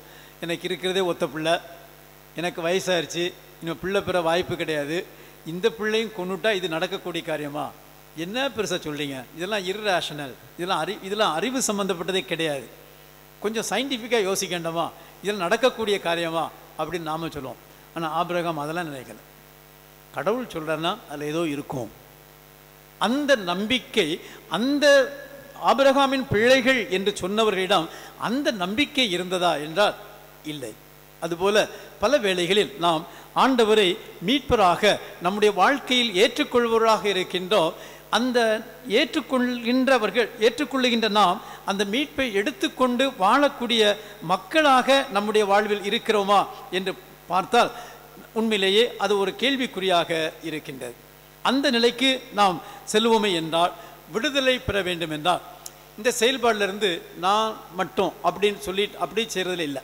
மாறாக இதில் என்னன்னா, விடுதலை பெற வேண்டும் சொல்லுகின்ற போது மற்றவரோடும் நாம் உறவு கொண்டு வரும்போது தான் இந்த விடுதலை என்பதை நம்முடைய வாழ்க்கையில் எளிதாக்க முடியும். தனிப்பட்ட முறையில் நான் இதை சாதிச்சிருவேன், இதை செஞ்சிருவேன் முடியாது. ஏன்னா நாமெல்லாம் இறை மக்களாக தேர்ந்தெடுக்கப்பட்டவர்களாக இருக்கிறோம். நாமெல்லாம் ஒரே இறை குலமாக ஆண்டவருடைய பிள்ளைகளாக தேர்ந்தெடுக்கப்பட்ட மக்களாக இருப்பதனால் இந்த இறை குலத்தினுடைய மக்களுடைய உதவியையும் நாட வேண்டும். அங்குதான் நாம் பார்க்கிறோம் திரு அவையின் உதவி. திரு அவை என்று சொல்லுகின்ற போது நான் எனது பங்கில் இருக்கின்ற போது எனது பங்கு மக்களை சார்ந்திருக்கிறேன். எனது நம்பிக்கையை உருவாக்குவது, வளர்த்தெடுப்பது, நான் வளருகிறேன், வளர்த்தெடுப்பது இந்த பங்கினுடைய மக்களுடைய பொறுப்பாகவும் இருக்கின்றது. எங்கே பார்க்குறோம்னா, உங்கள் குழந்தைக்கு ஞானஸ்நானம் கொடுக்கும்போது சாமியார் என்ன கேட்டிருப்பார்? இந்த குழந்தைக்கு என்ன பெயரை வைக்க விரும்புகிறீர்கள்? இந்த குழந்தையை நம்பிக்கையில் வளர்க்க வேண்டியது உங்கள் பொறுப்பு. இதை நீங்கள் உணர்ந்திருக்கிறீர்களா? ஆமான்னு சொல்லிடுவோம் பெற்றோர்கள், ஞான பெற்றோர்கள். அடுத்து என்ன சொல்லுவாங்க? என்ன சொல்லுவார்? இங்கு குழுமி இருக்கின்ற பெற்றோர்கள், ஞான பெற்றோர்கள் இறை சமூகம் கொண்டிருக்கின்ற நம்பிக்கையினால் இந்த குழந்தைக்கு நான் திருமுழுக்கு கொடுக்கிறேன். அப்படின்னா அந்த குழந்தையை நம்பிக்கையில் வளர்த்தெடுக்க வேண்டியது யாரு? பெற்றோர், ஞான பெற்றோர், அந்த இறை சமூகம். பல வேளையில் அந்த இறை சமூகம் எல்லாம் முடிஞ்சு போச்சுன்னு நினைக்கிறோம். அவங்க அந்த இறை சமூகத்தினால வச்சு கொடுக்கப்பட்ட நம்பிக்கை வளர்த்தெடுக்க வேண்டியது பெற்றோர்கள், ஞான பெற்றோர்கள், அந்த இறை சமூகத்தினுடைய பொறுப்பாக இருக்கு. அப்படின்னா நம்முடைய நம்பிக்கை வாழ்வு வளர்வதற்கு இந்த இறை சமூகம் பங்களிக்கிறது, ஏற்பாடு செய்கிறது என்று சொல்லுகின்ற போது நம்முடைய பாவ நிலையிலிருந்து விடுதலை கொடுப்பதற்கும் இந்த சமூகம் நமக்கு உதவியாக இருக்கிறது. எப்படின்னா நம்ம மற்றவர்களை மதித்து மற்றவர்களோடு இணைந்து வாழும் போது தான் நம்ம தவறு செய்யும் போது மற்றவங்க சொல்லுவாங்க, ஏய் இது தப்பு, இது செய்யக்கூடாது, இது சரிப்படாது அப்படின்னு சொல்லுவாங்க. ஆனால் இன்னைக்கு நம்ம சொல்லுகிறோமா? எனக்கு சரியாக தெரியல. ஒரு காலத்தில் நான் சின்ன பையனாக இருக்கும்போது படிச்சுக்கிட்டு இருக்கும்போது குறுப்பட்டம் வாங்கினப்போட கேள்விப்பட்டிருக்கேன். ஒரு காலம் சொன்னாங்க, கேள்விப்பட்டிருக்கேன், எனக்கு உறுதியாக தெரியாது. சொன்னாங்க, நம்ம பேர் என்ன, நம்ம இந்திரா காந்தி பிரைம் மினிஸ்டராக இருக்கும்போது அவங்க பிஏ, பர்சனல் அசிஸ்டன்ட் யாரை வச்சுருப்பாங்கன்னா எப்போதும் ஒரு கத்தோலிக்கரை வச்சுருப்பாராம். அவர் அரசியல் கட்சியில், எந்த கட்சியிலும் கிடையாது, அரசியல் ஒரு நல்ல கத்தோலிக்கரை வச்சுருப்பாராம். அது ஏன்னு கேட்டால் அவங்க சொல்லுவாங்க, கத்தோலிக்கர் பொய் சொல்ல மாட்டாங்க, காட்டி கொடுக்க மாட்டாங்க, கால உருவி விட மாட்டாங்க, அவங்கள நம்பி எந்த கான்ஃபிடென்ஷியலான ஃபைலையும் கொடுத்துட்டு போகலாம். இன்றைக்கி அரசியல் நிலைமை பார்த்தீங்கன்னா யார் எந்த பக்கம் போகிறா, யாரை கால உருவா நமக்கு தெரியாது. அந்த பின்னணியில் அந்த அம்மா அப்படி சொல்லுவாங்க. அவங்க போட்ட பிஏ எல்லாமே ஒரு கத்தோலிக்கலாக இருந்தாங்க. அவங்க சொன்ன காரணம் இவங்க உண்மையாக இருப்பாங்க, பொய் சொல்ல மாட்டாங்க, பிறரை ஏமாற்ற மாட்டாங்க அப்படின்னு. அடுத்து நான் இப்போ கொஞ்ச நாளைக்கு ஒரு கர்மாத்தூரில் ரெக்டராக இருக்கும்போது அங்கே பேசிக்கிட்டு இருக்கும்போது எனக்கு ஒரு கெமிஸ்ட்ரி ப்ரொஃபஸர், ஒரு இந்து பட் எனக்கு கொஞ்சம் சொந்தக்காரர் வேறு ஆமாம், அவர் பேசியிருந்தோம். அப்போ இப்பவும் நல்லா இப்போ ஃபோன் பண்ணுவார், நல்லா பேசுவார். ஆனால் இந்து தான் நல்லா பேசுவார், நல்லா இது உண்டு. இந்த ஒன்றா பேசிக்கணும் சொன்னார். ஃபாதர், ஒரு காலத்தில் உங்களுக்கும் எங்களுக்கும் வித்தியாசம் இருந்துச்சு. உங்களுடைய செயல்பாடுகள், அந்த உண்மைத்தன்மை, உதவி செய்கிற தன்மை, மற்ற விட்டு கொடுக்கறது, மன்னிக்கிறது எல்லாம் இருந்துச்சு. ஆனால் இன்னைக்கு உங்களுக்கும் எங்களுக்கு என்ன வித்தியாசம் இருக்குது? நாங்கள் சாதி பார்க்குறோம், நீங்களும் தான் சாதி பார்க்குறிய. நாங்கள் சண்டை போடுறோம், நீங்களும் தான் சண்டை போடுறிய. நாங்கள் பாரு ரிவெஞ்ச் எடுக்கணும், பள்ளிக்கு பள்ளி வாங்கிடுவோங்கிறோம், நீங்களும் தான் வாங்குறீங்க. எங்களை விட பெரிய என்ன விசேஷமாக நீங்கள் மாறி இருக்கிய அப்படின்னு கேட்டார். இப்போ ரிட்டையர்ட் ஆகிட்டார், ஒரு கெமிஸ்ட்ரி ப்ரொஃபஸர் கேட்டார். அப்படின்னா இந்த சமூகம் நம்மளை பற்றி ஒரு ஒப்பீனியன் வச்சிருக்கு. நாம் விரும்புகிறோமோ இல்லையோ இந்த சமூகம் நம்மகிட்ட ஏதோ ஒன்று எதிர்பார்க்குது. அந்த எதிர்பார்ப்பை கொடுத்தது எது? இந்த திரு அவை. இந்த திரு அவையில் அதற்குரிய எதிர்பார்ப்பை வாழ நாம் மறக்கும் போது நம்ம ஆட்டோமேட்டிக்காக கீழே இறங்கி வந்துடுறோம். நம்ம சொல்லுவோம், இன்னைக்கு சமூகம் கெட்டு போயிடுச்சு, போகிற போக்க பார்த்தா எப்படியோ போகுது, எங்கேயோ போகுது. ஆமாம், யார் போய்கிட்டு இருக்கா? நாம தானே சமூகம். நம்ம மற்றவங்க லேசை தூக்கி போட்டுரும். அவன் என்னமோ பண்ணுறாங்க, இந்த போகிற போக்க பார்த்தா அப்படிப்பா இப்படிப்பா அப்படி. எனக்கு வரும்போது நான் எப்படி தப்பிக்க முடியுமோ அதை மட்டும் தப்பிச்சுட்டு போயிட்டே இருப்பேன். மற்ற பேசும் நீதி வேணும், அது வேணும், இது வேணும் பேசுவேன். எனக்கு வரும்போது அந்த நீதிலாம் கிடையாது. எனக்கு வேண்டியது நடக்கணும், அதுக்கு நான் இன்னும் செஞ்சுட்டு போயிட்டே இருப்பேன். ஆனால் மற்றவங்கள்ட்ட போகும்போது நான் நீதியை பற்றி பேசுவேன். இப்படிப்பட்ட டபுள் ஸ்டாண்டர்ட் சொல்லக்கூடிய இரண்டு நிலைப்பாடு, தன்னலம் இதையெல்லாம் மேலோங்கி வருகின்ற போது இந்த சமூகத்திற்கும் நாம் என்ன செய்கிறோம்? ஒரு எடுத்துக்காட்டாக இருப்பதற்கு பதிலாக ஒரு துர்மாதிரியாக, ஒரு பேட் எக்ஸாம்பிளாக நம்ம மாறிவிடுகிறோம். அப்படி என்றால் இந்த நிலையிலிருந்து நாம் விடுபடுவதற்கு இந்த சமூகமும் நமக்கு உதவி செய்ய வேண்டியிருக்கிறது. எனவே நம்முடைய கிறிஸ்துவ வாழ்வு என்பது தனிப்பட்ட வாழ்வில் அல்ல, இந்த சமூகம் சார்ந்த, சமூகத்தோடு இணைந்த வாழ்வாக இருக்கின்றது. அப்படிப்பட்ட போது இந்த சமூகத்தையும் உள்ளடக்கி நாம் வாழ வேண்டும் என்று சொல்கின்ற போது, இந்த சமூகத்திற்கும் நல்ல சமூகம் என்று சொல்லுகின்ற போது நான் சொல்வது இந்த இறை சமூகத்தை தான் சொல்கிறேன். நாட் சொசைட்டி இன் ஜெனரல், பொதுவான சமூகத்தை சொல்லவில்லை. இறை சமூகம், நம்முடைய பங்கு, நம்முடைய மறைமாவட்டம், நமது கிராமம், இந்த சமூகம், இது நம்ம ஒருவருக்கொருவர் கொடுத்து வாங்கி அந்த நம்பிக்கையில் உறுதுணையாக இருந்து ஒருவருக்கொருவர் உதவி செய்து இதில் நாம் வளர்வதற்கு வரும்போது, எல்லோரும் இணைந்து செயல்படும் போது ஏதாவது ஒரு தவறு நடக்கின்றால் அந்த தவறை சுட்டி காட்டக்கூடிய நிலையில் நாம் இருப்போம். நாம் தனியாக போய் சொன்னால் இருக்க முடியாது. ஆனால் இணைந்து செயல்படும் போது அதை செய்யக்கூடிய மக்களாக நாம் இருக்க முடியும். அந்த வழியில் பார்க்கும்போது தான் இந்த திருத்தந்தை அவர்கள் சொல்லும்போது, இந்த காலத்தில் பெரிய பிரச்சனை என்னென்னா, சமூகம் நல்ல நிலை வளர்ந்துருக்கு. இன்னைக்கு பல நிலைகளில் வளர்ந்து வந்திருக்கிறோம். நல்ல வளர்ச்சி இருக்குது. ஆனால் வளர்ச்சி இருக்கின்ற அந்த வளர்ச்சியானது பலவிதமான பிரிவினைகளை ஏற்படுத்தி இருக்கிறது. இன்றைய வளர்ச்சி எடுத்துக்கிட்டோம்னா, உலகத்தில் சகோதரத்துவம் ஒரு நிலைக்கு அடைந்திருக்கிறோம். அறிவியல், தொழில்நுட்பம், கலாச்சாரம், சட்ட நீதிமன்ற வளர்ச்சி, மக்களுடைய மாண்பு, ஹியூமன் ரைட்ஸ், அடிப்படை உரிமை, அதெல்லாம் நிறைய பேசுகிறோம். ஆனால் இது சமத்துவத்தை பற்றி பேசிக்கொண்டிருக்க நாம் நம்முடைய தனிப்பட்ட வாழ்வில் பிறர் மீது அக்கறை கொள்ளாததால் நமது செயல்பாடுகளெல்லாம் பேச்சில் இருக்கிறதை ஒழிய வாழ்வில் சமத்துவத்தை உருவாக்க நாம் மறந்துவிட்டோம், தவறிவிட்டோம் என்று சொல்லுகிறார்கள். இதில் முக்கியமான காரணம் சொல்லும்போது, பாவம் சொல்லும்போது பெரிய அந்த பாவம் கட்டிக்கொண்ட இந்த பாவம் கட்டிக்கொண்டேன்னு சொல்ல, அவர் என்ன சொல்றாருன்னா, பெரிய பாவம் எதுன்னா இன்னைக்குள்ள பாவம் இன்டிஃபரன்ஸ், எதையும் கண்டுகொள்ளாமல் இருக்கு. எனக்கு என்ன, அவன் பேசலாம், அவனை பேசிட்டு போகிறான், எனக்கு வந்துச்சு, அவன் என்ன பண்ண, எனக்கு என்ன. மற்றவர்கள் மீது அக்கறையற்ற தன்மையை நாம் கொண்டிருக்கின்ற போது நாம் மக்களுடைய மத்தியிலே பிளவுகளை ஏற்படுத்தக்கூடிய மக்களாக நாம் மாறி அதனை உற்சாகப்படுத்தக்கூடியதாக நாம் மாறுகிறோம் என்று சொல்கிறார். பல வேளையில் அவரை சொல்கிறார், சுட்டி காட்டுகிறார். பல வேளையில் எப்படி சொல்கிறோம், ஆண்டவர் காயினும் ஆபேலும், அந்த கதை தெரியுமில்ல, காயின் ஆபேல் இரண்டு பேரும் உங்களுக்கு தெரியும். கடைசியில் ஆபேல் காயினால் கொல்லப்படுகிறார். அப்போ ஆண்டவர் கேட்கிறார், உன் சகோதரன் ஆபேல் எங்கே என்று கேட்கிறார். கேட்கும்போது இவனை சொன்னான், நான் என்ன அவனுக்கு காவலாளியா, நான் அவனுக்கு காவலாளியா, ஏன் என்கிட்ட கேட்குறீங்க, அவன் எங்கே இருக்கான்னு போய் அவனை போய் பார்த்துக்குங்க, ஆனால் அவனை வாழ வைக்க வேண்டிய பொறுப்பு உன்னிடமும் இருக்கிறது. அப்படி என்றால் நம்முடைய நம்பிக்கை வாழ்வு என்பது தனிப்பட்ட வாழ்வில் விடுதலை பெறுவது, அந்த விடுதலை வாழ்வாக்குவது என்பது இந்த சமூகத்தை மையப்படுத்தி இறை சமூகத்திலிருந்து வருகின்றது. இந்த பின்னணியில் நாம் சிந்தித்து பார்க்கின்ற போது, அன்பார்ந்த சகோதர சகோதரிகளே, நான் உங்களிடம் கேட்பது, நீங்கள் ஒரு முக்கியமான நிலையில் இருக்கிறீர்கள். இன்னைக்கு எடுத்துக்கிட்டோம்னா, உங்கள் ஊருடைய நம்பிக்கை எப்படி இருக்குன்னா, உங்களுடைய நம்பிக்கை வச்சிருக்கு.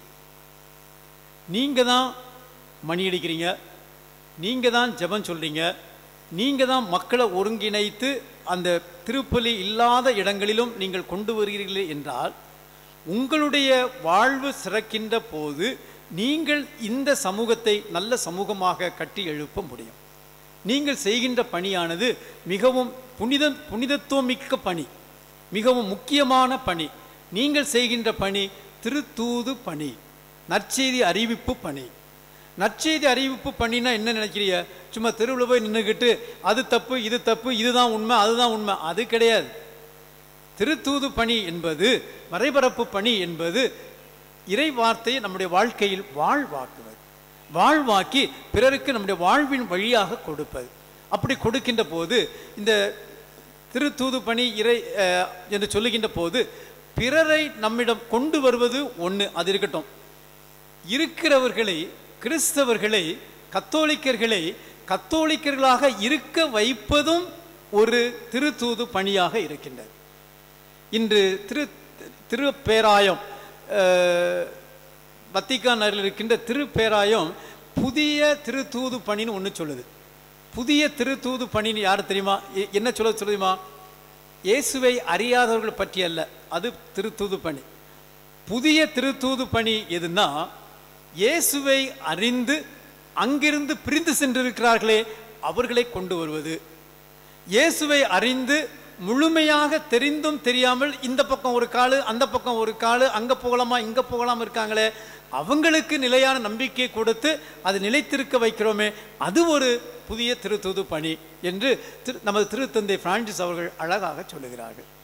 அடுத்து இந்த மனமாற்றம், இந்த அறிவிப்பு இதெல்லாம் எங்கேருந்து வருது அப்படின்னா, நம்ம சவேரியார் எடுத்துக்கங்க.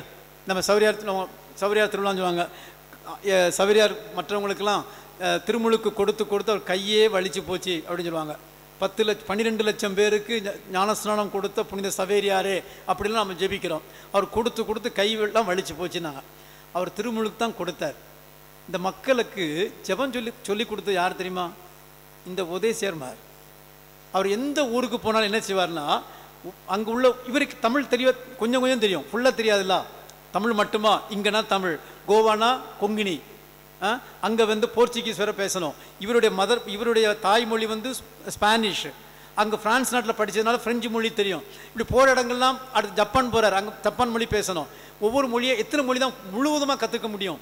அப்படி தமிழகத்திற்கு வரும்போது தமிழ் சில கற்றுக்கிருந்தார். ஆனால் அதே வேளையில் இந்த மக்களை எப்படி மனமாட்டினான்னு சொல்லும்போது, இப்படிப்பட்ட உபதேசிமார்களை தேர்ந்தெடுத்து ஒரு 3 பேர் 4 பேர் அவங்க சொல்லிக் கொடுக்கணும். எதை சொல்லிக் கொடுக்கணும் தெரியுமா?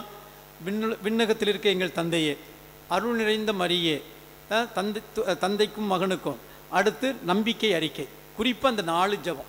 இந்த 4 ஜபத்தை போய் சொல்லிக் கொடுங்க, தெரியாதவங்களுக்கு சொல்லிக் கொடுங்க அப்படின்னு இந்த உபதேசமாக தான் அனுப்பினார். இவங்க தான் கிரவுண்ட் ப்ரிப்பேர் பண்ணாங்க, இவங்க தான் அந்த மக்களை தயாரித்தாங்க. இவங்க படித்து எல்லாம் சரியாக சொல்கிறாங்க, ஓகே நான் இப்போ ஞானஸ்நானம் கொடுக்குறேன், இப்படி தான் கொடுத்தார். அப்படிங்கும்போது அந்த பணி, அந்த உபதேசியாருடைய பணி என்பது அந்த நாட்களோடு முடிந்து விடவில்லை. இன்றும் அதே பணி இன்றைய சூழ்நிலைக்கு ஏற்ப தொடர்ந்து கொண்டிருக்கின்றது. அதைத்தான் நீங்கள் செய்து கொண்டு இருக்கிறீர்கள்.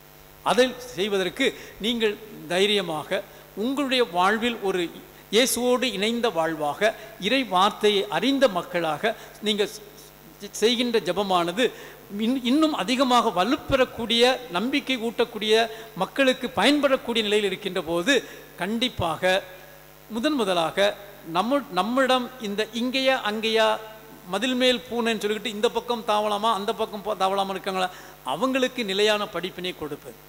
அடுத்து இங்கிருந்து பிரிஞ்சு போனவங்களை உள்ளே கொண்டு வருது. இது அருள் தந்தைகள் செய்வார்கள். ஆனால் அதை செய்வதற்கு கிரவுண்ட் தயாரிப்பது, அதற்குரிய தளம் தயாரிப்பு என்பது உங்களுடைய கையில் தான் இருக்கிறது. அதனால் இதுக்கு நம்ம மெத்த படிச்சுக்கலாம் தேவை கிடையாது. இன்றைக்கி எடுத்துட்டோம்னா சென்சுஸ் ஃபிதைன்னு ஒன்று சொல்லுவாங்க. சென்சுஸ் ஃபிதைன்னா என்ன? திரு அவையினுடைய நம்பிக்கை எங்கே இருக்குன்னா, விவிலியம், வெளிப்பாடு அதெல்லாம் இருக்கட்டும், அதெல்லாம் இறையியல் பேசிக்கலாம். ஆனால் அடிப்படையில் அந்த மக்களுடைய நம்பிக்கை எங்கே இருக்குது அப்படின்னா, மக்களுடைய மனதில் இருக்கிறது. அதுதான் சென்சுஸ் ஃபிதைன்னு சொல்லுவாங்க. இப்போ ஒரு கிராமத்துக்கு போங்க, கிராமத்துக்கு அவங்க வாசிக்கவே தெரியாத மக்களாக இருப்பாங்க, பைபிளை வாசிக்கவே மாட்டாங்க. ஆனால் அவங்களுக்கு கடவுள்னா யார், கடவுள் பக்தினா என்ன, எப்படி பூசை பார்க்கணும், எப்படி ஜெபம் பண்ணணும்னு சொல்லுவாங்களா இல்லையா? என்னை விட உங்களுக்கு தான் தெரியும், சொல்லுவாங்களா? ஆமாம். இப்போ நான் சின்ன பையனாக இருக்கும்போது எங்கள் ஊரில் ஒரு இருந்தார், அவருக்கு ஒழுங்காக வாசிக்க கூட தெரியாது. ஆனால் இந்த இறப்பு பூசை எடுத்திங்கன்னா லீபேராமே, பழைய ஒரு லத்தீன் பாட்டு உண்டு, லீபேராமே ஒரு பாட்டு உண்டு, அழகாக ஆரம்பத்துலேருந்து கடைசி வரைக்கும் பாடி முடிச்சிருவார். வாசிக்க தெரியாது, அழகாக ப்ரொனவுன்சியேஷன்லாம் லத்தீன். இப்போ நான் லத்தீன் படித்து நான் ப்ரொனவுன்ஸ் பண்ணுறதை விட அவர் அழகாக பண்ணுவார். அவருக்கு கடவுள்னா யார், பூசைனா என்ன, நற்கருணைனா என்ன, நற்கருணை யாருக்கா எல்லாம் தெரியும். இதுதான் சென்சுஸ் விதை, இதுதான் நம்பிக்கை. இந்த நம்பிக்கை தான் இந்த திரு அவையை வாழ வைத்து கொண்டிருக்கின்றது. திரு அவை போதிப்பது என்ன? இந்த நம்பிக்கை உறுதிப்படுத்துவது என்னது? இரண்டாம் வத்திக்கான் சங்கமாக இருக்கலாம், ஆயர்களாக இருக்கலாம், குருக்களாக இருக்கலாம். இந்த நம்பிக்கையில் ஆழ்ந்து சென்று இதை வளர்த்தெடுப்பது, வாழ வைப்பது என்பது அடுத்து நம்ம கொடுக்கக்கூடிய ஒன்றாக இருக்கின்றது. அப்படி என்றால் அடித்தளம் ஃபவுண்டேஷன் அப்படின்னு சொல்லுவது வந்து இந்த மக்களோட மத்தியில் இருக்குது. அங்கே படிப்பு வேணும், மெய்யியல் படிச்சிருக்கணும், இறையியல் படிச்சிருக்கணும், அதெல்லாம் தேவை கிடையாது. நமக்கு அடிப்படையில் கடவுள் பக்திங்கிறது இங்கே தான் நம்பிக்கை இருக்கிறது. அந்த நம்பிக்கையை கொடுப்பவர்களாக இருப்பவர்கள் நீங்கள். எனவே தான் நான் உங்களை பாராட்டுகின்றேன். உங்களுடைய பணியானது மிக மிக முக்கியமான பணி. அதனால் சும்மா கடமைக்கு செய்கிறோம் என்பதை விட நீங்கள் செய்கின்ற பணியானது உண்மையிலே ஒரு திருத்தூது பணி என்பதை மனதில் கொண்டு உங்களுடைய செயல்பாடுகள் நீங்கள் உள்ளார்ந்து மனமுவந்து ஈடுபாட்டோடு செய்வீர்களே என்றால் இன்னும் அதிகமாக நம்ம மக்களை நல்ல நம்பிக்கையில் வளர்த்தெடுக்க முடியும். அது மாதிரி மறைக்கல்வி சொல்லிக் கொடுப்போங்க. என்ன நம்ம மறைக்கல்வி கத்தோலிக்க திரு அவை போதிப்பது என்ன, இந்த பின்னணியில் தான் நல்லா தெரிஞ்சுக்கணும். அப்படிங்கிறதுக்காக தான் யூப்ளி ஆண்டை முன்னிட்டு நம்ம திருத்தந்தை பிரான்சிஸ் சொல்கிறாங்க, 4 ஏடுகளை 16 ஏடு இருக்குது 2ஆம் வத்திக்கான் சங்கத்தில். அது 4 ஏடுகளை பற்றி நீங்கள் தெரிஞ்சுக்கணும், படிக்கணும் அப்படின்னு சொன்னாங்க. திரு அவை, திருவைனா என்னது, இன்றைய உலகில் திரு அவை அது எப்படி இருக்கணும், 3ஆவது எடுத்துட்டோம்னா இறை வெளிப்பாடு, இந்த விவிலியம் எப்படி எழுதப்பட்டது, விவிலியம் இறை வார்த்தையினுடைய முக்கியத்துவம் என்ன, எப்படி வாசிக்க வேண்டும், அது பற்றி பேசு. அடுத்து இதெல்லாம் விவிலியம் வாசிக்கிறோம், அது எங்கே போய் நிற்கிது, பீடத்துக்கு வந்து நிற்கிது, பலி கொண்டாடுறது, அங்கே தான் திருவெளிப்பாடு வருது. இந்த 4 நாம் கொண்டாடும் போது நாம் நல்ல மக்களாக நம்மை முழுவதுமாக அர்ப்பணிக்கக்கூடிய மக்களாக நாம் மாறுகிறோம். இந்த பின்னணியில் தான் நாம் பொருளுள்ள வகையில் யூபிலி கொண்டாட வேண்டும் என்பதற்காகத்தான் திருத்தந்தை பிரான்சிஸ் அவர்கள் இந்த அடுத்த 2025 இயேசுனுடைய பிறப்பின் மகா ஜூபிலியை கொண்டாட முன்னிட்டு இந்த ஆண்டு இந்த 4 ஏடுகளையும் படிப்பது, எல்லாவற்றிற்கும் மேலாக இறைவேண்டல் ஞாயிறு என்று சொல்லி இறைவேண்டல் ஜெபம் செய்வது மிக மிக முக்கியமான ஒன்றாக இருக்கின்றது. நான் அதை பற்றி ரொம்ப பேசலை, ஏன்னா 2ஆம் வத்திக்கான் சங்க ஏட்டையும் இறைவேண்டலையும் பற்றி தந்தை ஜோமிக்ஸ் அவர்கள் இன்றைக்கு நாளைக்கு உங்களுக்கு பேசியிருக்கிறாங்க. அது ரொம்ப முக்கியமாக ஒன்றாக இருக்கின்றது. இதை நம்முடைய வாழ்வில் நாம் வாழ்வாக்கும் போது கண்டிப்பாக நாம் நிறைய செயல்கள் செய்ய முடியும். மீண்டும் சொல்லுகிறேன், இதை செய்ய எடுக்கின்ற போது நம்முடைய வாழ்க்கையில் பல சோதனைகள் வரலாம், பல சவால்கள் வரலாம். ஆனால் இந்த சவால்களையும் முறியடித்து ஆண்டவரோடு இணைந்து நின்று இறை வார்த்தையை முழுமையாக வாசிப்பதிலே நாம் கண்ணும் கருத்துமாக இருந்து நம்மை அர்ப்பணிப்போமே என்றார் நம் வழியாக ஆண்டவர் பல புதுமைகளை நமது மக்களுக்கு செய்வார். அந்த நிலையில் நீங்கள் தூய ஆவியானவரால் ஆட்படவும், நீங்கள் இறை ஞானத்தில் வளரவும், அந்த இறை ஞானத்தை பிறரோடு பகிர்ந்து கொள்வதற்கு வேண்டிய அந்த திடமான தாராள உள்ளத்தை கடவுள் உங்களுக்கு கொடுக்கவும் இந்த திருப்பலியில் தொடர்ந்து மன்றாடுவோம். ஆண்டவர் நம்மை ஆசீர்வதித்து அவர் விரும்புகின்ற இறை சமூகத்தை நாம் வாழுகின்ற பகுதியில் கட்டி எழுப்ப நம்மை பயன்படுத்தட்டும். ஆமென்.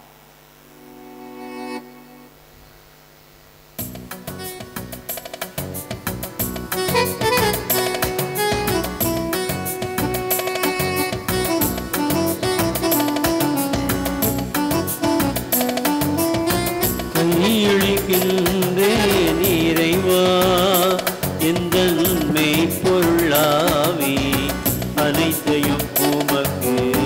கையளிக்கின்றேன் இறைவா எந்தன் மெய்ப்பொருளாவி அனைத்தையும் உமக்கு. கையளிக்கின்றேன் இறைவா. வாழ்க்கையை விட எந்தன் வளமையை விட உந்தன் அருளிலை ஒன்றே மேலானது.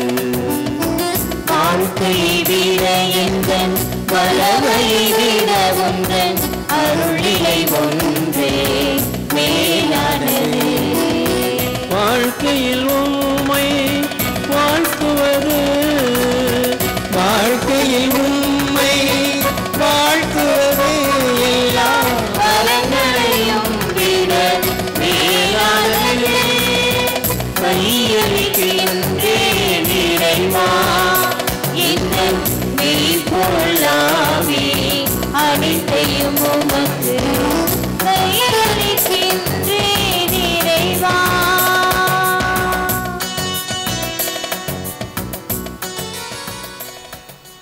சகோதர சகோதரிகளே, என்னுடையதும் உங்களுடையதுமான இப்பலி எல்லாமல்ல தந்தையாக இறைவனுக்கு ஏற்றதாகும்படி மன்றாடுங்கள்.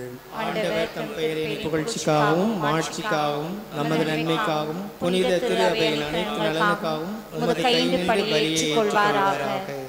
எல்லாமல்ல இறைவா, நாங்கள் உமக்கு ஒப்புக் கொடுப்பதற்காக நீர் எங்களுக்கு அளித்துள்ள இப்பலி பொருட்களை பெற்றுக்கொள்வீராக. உமது பெயரின் மாட்சிக்காக பலி ஒப்புக் கொடுக்க செய்த நீர் அதனை எங்களுக்கு அருமருந்தாகிட செய்ய வேண்டுமென்று எங்கள் ஆண்டவராகிய கிறிஸ்து வழியாக உம்மை மன்றாடுகிறோ.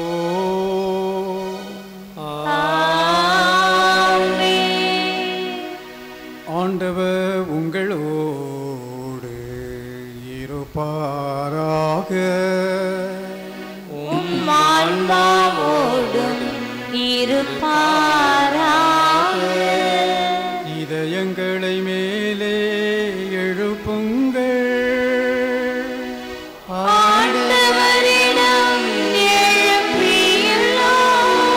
நாம் இறைவனாகிய ஆண்டவருக்கு நன்றி கூறுவோம். அது தகுதியும் நீதியுமானது. ஆண்டவரே, தூயவரான தந்தையே, என்றும் உள்ள எல்லாமல்ல இறைவா, எந்நாளும் எவ்விடத்திலும் நாங்கள் உமக்கு நன்றி செலுத்துவது மெய்யாகவே தகுதியும் நீதியும் ஆகும்.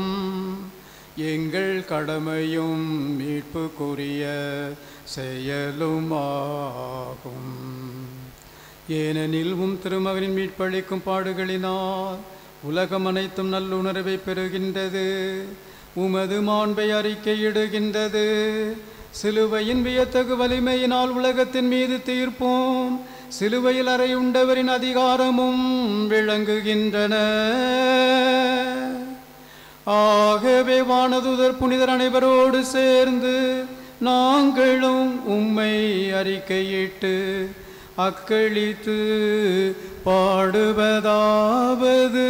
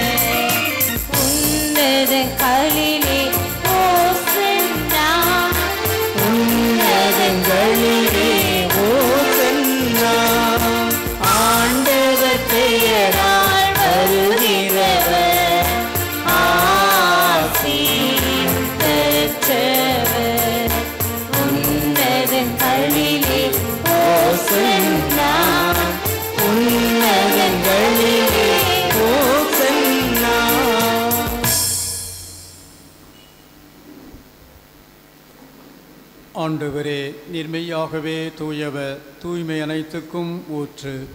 ஆகவே உம்முடைய ஆவியை பொழிந்து இக்காணிக்கைகளை தூய்மைப்படுத்த உம்மை வேண்டுகின்றோம். இவ்வாறு எங்கள் ஆண்டவர் இயேசு கிறிஸ்துவின் உடலும் இரத்தமுமாக எங்களுக்கு இவை மாறுவனவாக. அவர் பாடுபட உளம் கனிந்து தம்மை கையளித்த போது அப்பத்தை எடுத்து நன்றி செலுத்தி அதை பிட்டு தம் சீடர்களுக்கு அழித்து அவர் கூறியதாவது: அனைவரும் இதிலிருந்து பெற்று உண்ணுங்கள், ஏனெனில் இது உங்களுக்காக கையளிக்கப்படும் என் உடல்.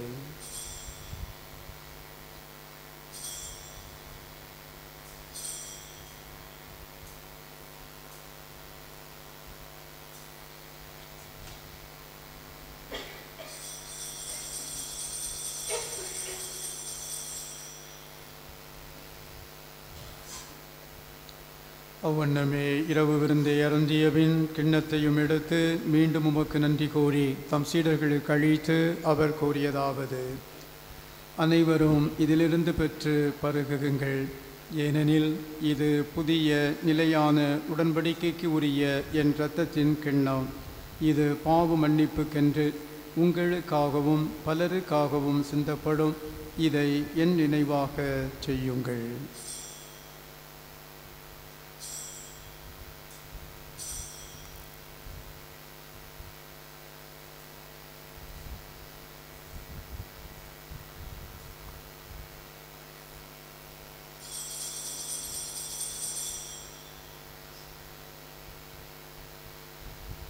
நம்பிக்கையின் மறைபொருள்.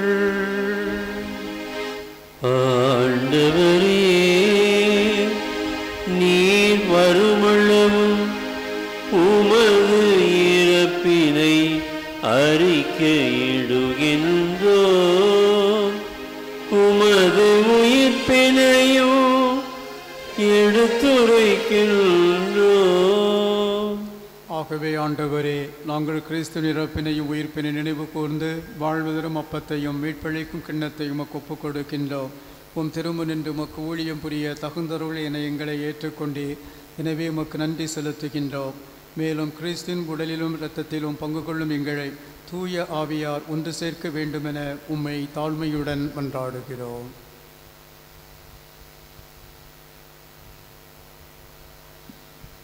ஆண்டவரே, உலகெங்கும் பரவி இருக்கும் அது திரு அவையை நினைவு கூர்ந்தருளும்.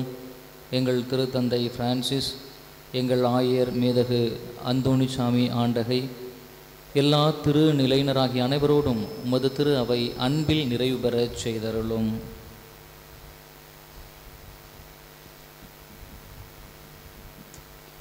மேலும் உயிர்த்தெழும் எதிர்நோக்குடன் துயில் கொள்ளும் எங்கள் சகோதரர் சகோதரிகளையும் இறந்தோர் அனைவரையும் இரக்கத்துடன் நினைவு கூர்ந்து மது திருமுக ஒளியினுள் ஏற்றருளும். எங்கள் அனைவர் மீதும் இரக்கமாயிரும்.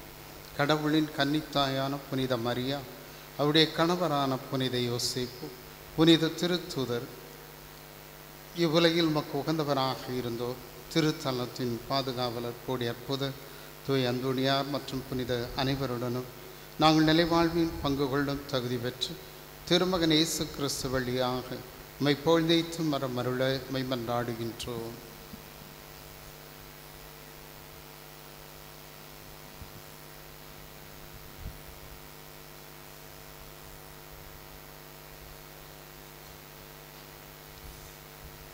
இவர் வழியாக இவரோடு இவரில் எல்லாம் வல்ல இறைவனாகிய தந்தையே, தூய ஆவியாரின் ஒன்றிப்பில் எல்லா புகழும் ஆட்சியும் என்றென்றும் உமக்கு உரியதே.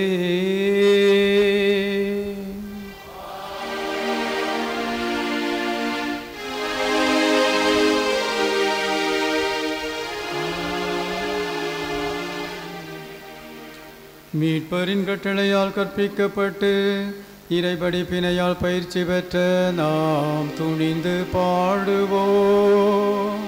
விண்ணுலகில் இருக்கின்ற எங்கள் தந்தையே, உமது பெயர் தூயதென போற்றப் பெறுக. உமது ஆட்சி வருக. உமது திருவுளம் விண்ணுலகில் நிறைவேறுவது போல மண்ணுலகிலும் நிறைவேறுக. எங்கள் அன்றாட உணவை இன்று எங்களுக்கு தாரும். எங்களுக்கு எதிராக குற்றம் செய்வோரை நாங்கள் மன்னிப்பது போல எங்கள் குற்றங்களை மன்னியும். எங்களை சோதனைக்கு உட்படுத்தாதேயும், தீமையிலிருந்து எங்களை விடுவித்தருளும். ஆண்டவரே, தீமை அனைத்திலும் இருந்து எங்களை விடுவித்து எங்கள் வாழ்நாளில் அமைதியை கனிவுடன் அருள உம்மை மன்றாடுகின்றோம். உமது இரக்கத்தின் உதவியா நாங்கள் பாவத்திலிருந்து எப்போதும் விடுதலை பெற்று யாதொரு கலக்கமுமின்றி நலமாயிருப்போமாக. நாங்கள் எதிர்நோக்கியிருக்கும் பேரின்பத்துக்காகவும் எம் மீட்பராகிய இயேசு கிறிஸ்துவின் வருகைக்காகவும் காத்திருக்கின்றோம். ஏனெனில் ஆட்சியும் வல்லமையும் மாட்சியும் என்றென்றும் உமதே. ஆண்டவரே இயேசு கிறிஸ்துவே, அமைதியை உங்களுக்கு விட்டு செல்கிறேன், என் அமைதியையே உங்களுக்கு அளிக்கிறேன் என்று உம் திருத்தூதர்களுக்கு மொழிந்தீரே. எங்கள் பாவங்களை பாராமல் உமது திரு அவையின் நம்பிக்கையை கண்ணோக்கி உமது திருவுளத்துக்கு ஏற்ப அதற்கு அமைதியையும் ஒற்றுமையையும் அளித்தருள்வீராக. என்றென்றும் வாழ்ந்து ஆட்சி செய்கின்றவர் நீரே.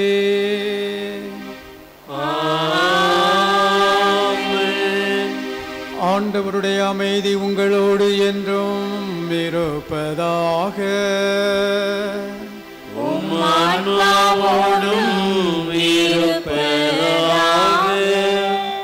ஒருவருக்கொருவர் அமைதியை பகிர்ந்து கொள்வோம்.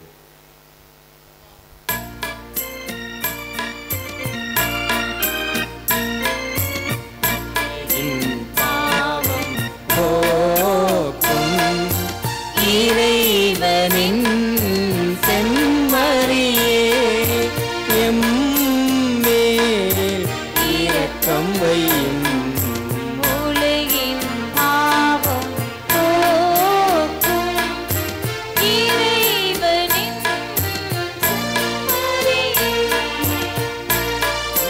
மேல் இரக்கம் வையும்.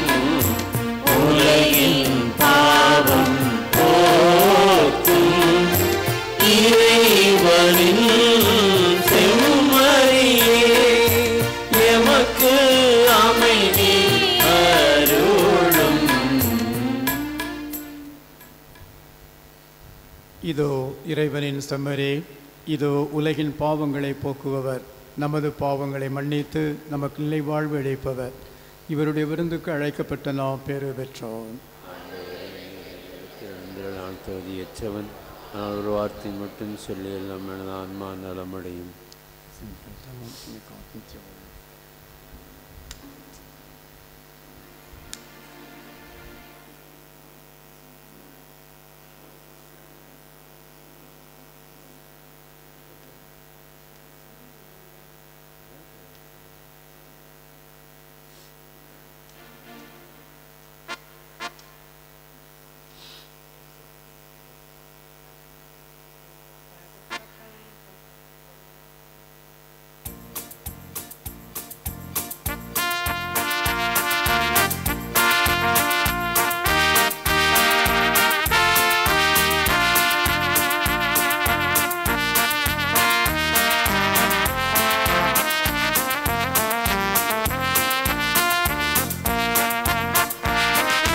இயேசுவின் துணையுடன் நான் நடக்கின்றேன், எனக்கெந்த பயமும் இல்லை. எந்த இதயத்தில் பிறந்திடும் பாடலை இசைக்கின்றேன், எனக்கு இனி கவலை இல்லை. இயேசுவின் துணையுடன் நான் நடக்கின்றேன், எனக்கெந்த பயமும் இல்லை. எந்த இதயத்தில் பிறந்திடும் பாடலை இசைக்கின்றேன், எனக்கு இனி கவலை இல்லை. ஆனந்தமே பேரானந்தமே இனி என் வாழ்வில் என்றென்றுமே. ஆனந்தமே பேரானந்தமே இனி என் வாழ்வில் என்றென்றுமே.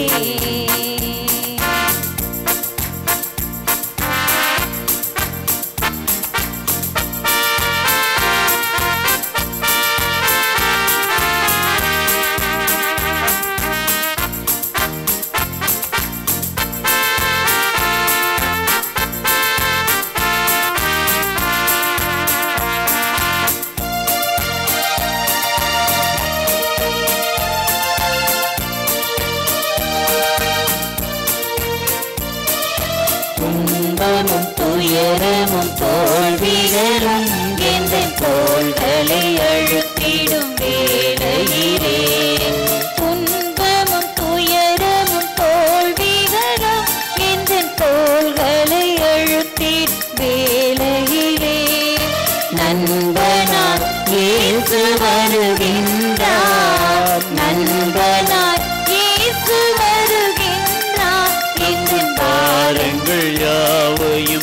சுமக்கின்றார். பாரங்கள் யாவையும் சுமக்கின்றார். இயேசுவின் துணையுடன் நான் நடக்கின்றேன், எனக்கெந்த பயமும் இல்லை.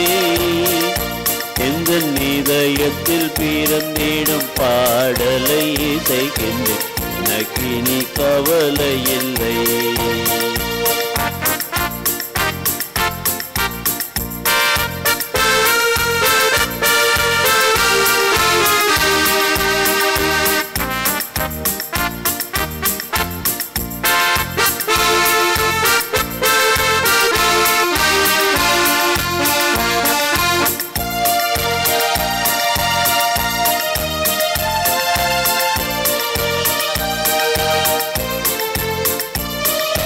தனிமையும் வெறுமையும் குழப்பங்களும் என்னை கலந்திடச் செய்திடும் வேளையிலே.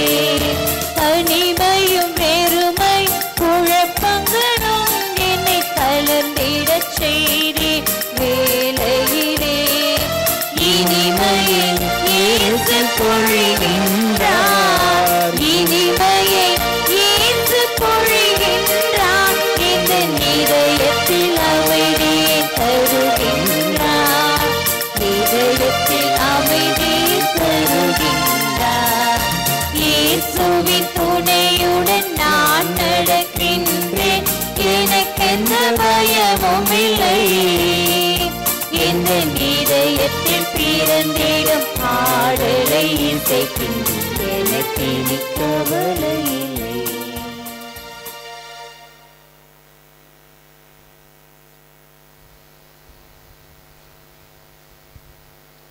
மன்றாடுவோமாக.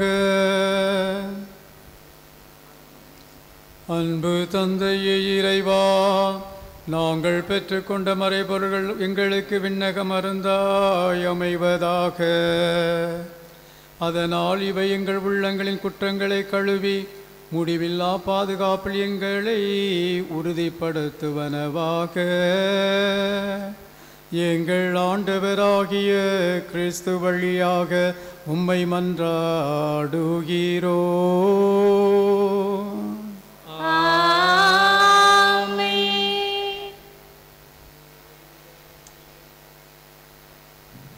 அனைவரும் அமர்ந்து கொள்வோம்.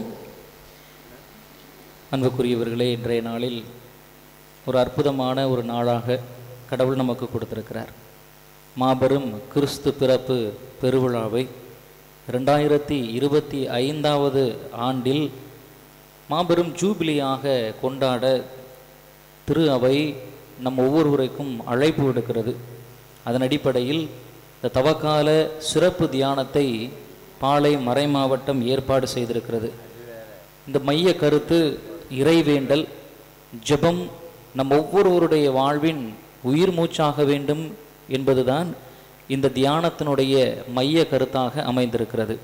அன்புக்குரியவர்களே, இன்றைய நாளில் சிறப்பானதொரு திருப்பலியை தலைமையேற்று பக்தி சிறப்போடு வழிநடத்தி நம் ஒவ்வொருவருக்காகவும் ஜெபித்தவர்கள் நம்முடைய பாசமிகு ஆயரவர்கள்.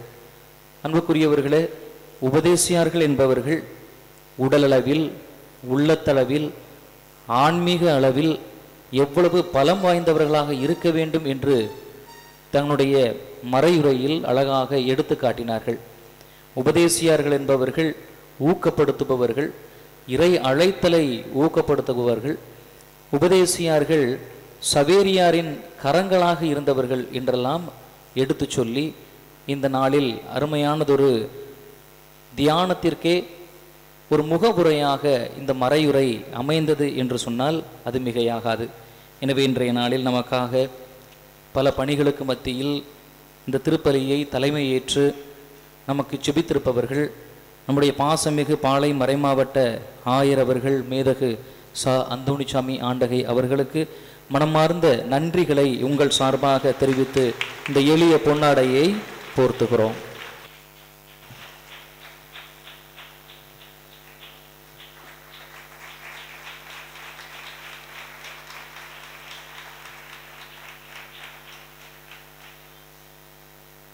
அன்புக்குரியவர்களே, இந்த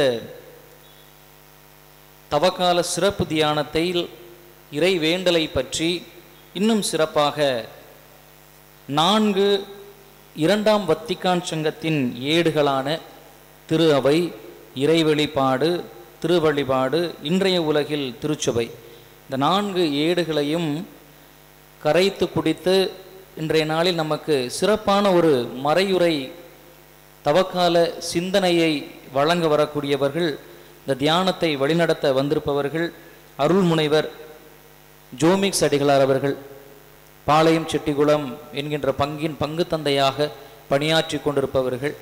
திருத்தந்தை அவர்கள் அறிவித்த காலத்திலிருந்தே இந்த 4 ஏடுகளை பற்றிய ஆழமான அறிவை மீண்டும் மீண்டும் புதுப்பித்து செல்கின்ற இடங்களிலெல்லாம், செல்லுகின்ற திருப்பலிகளிலெல்லாம் மறையுறை வழியாக எடுத்து சொல்லிக்கொண்டே இருப்பவர்கள் நம்முடைய பாசமிகு அருள் தந்தை ஜோமிக்ஸ் அடிகளார் அவர்கள். எனவே இந்த தவக்கால தியானத்திற்கு அவர் சரியாக இருப்பார் என்று எண்ணம் தோன்றியது. எனவே இன்றைய நாளில் அவர் சரியாக வந்திருக்கிறார். ஆழமான தெளிவுகளை, ஆழமான தியான சிந்தனைகளை பெற்று செல்ல நம்ம ஒவ்வொருவருக்கும் அழைப்பு விடுத்திருக்கிறார்கள். எனவே அருள் தந்தை ஜோமிக்ஸ் அடிகளார் அவர்களை உள்ளன்போடு இந்த நாளில் வரவேற்று இந்த பொன்னாடையை போர்த்துகிறேன்.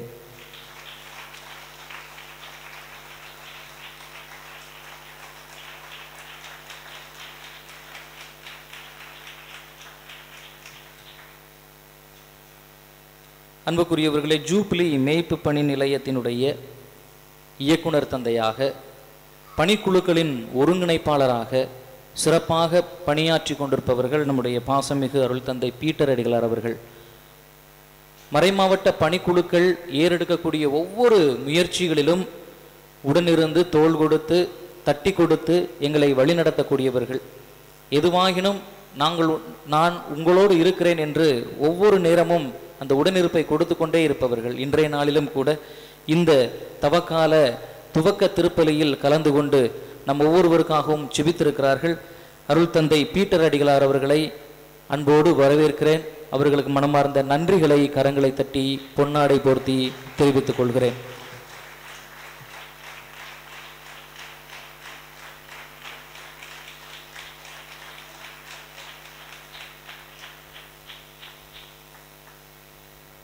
அன்புக்குரியவர்களை, ஒவ்வொரு ஆண்டும் தவக்காலத்தினுடைய உபதேசியர்களுக்கு உண்டான தியானத்தை தென்காசியில் இருக்கக்கூடிய மத்தளம்பாறையில் இருக்கக்கூடிய புதுவாழ்வு ஜெபக்குழுவில் அந்த தியான மையத்தில் நாம் வைப்பது உண்டு.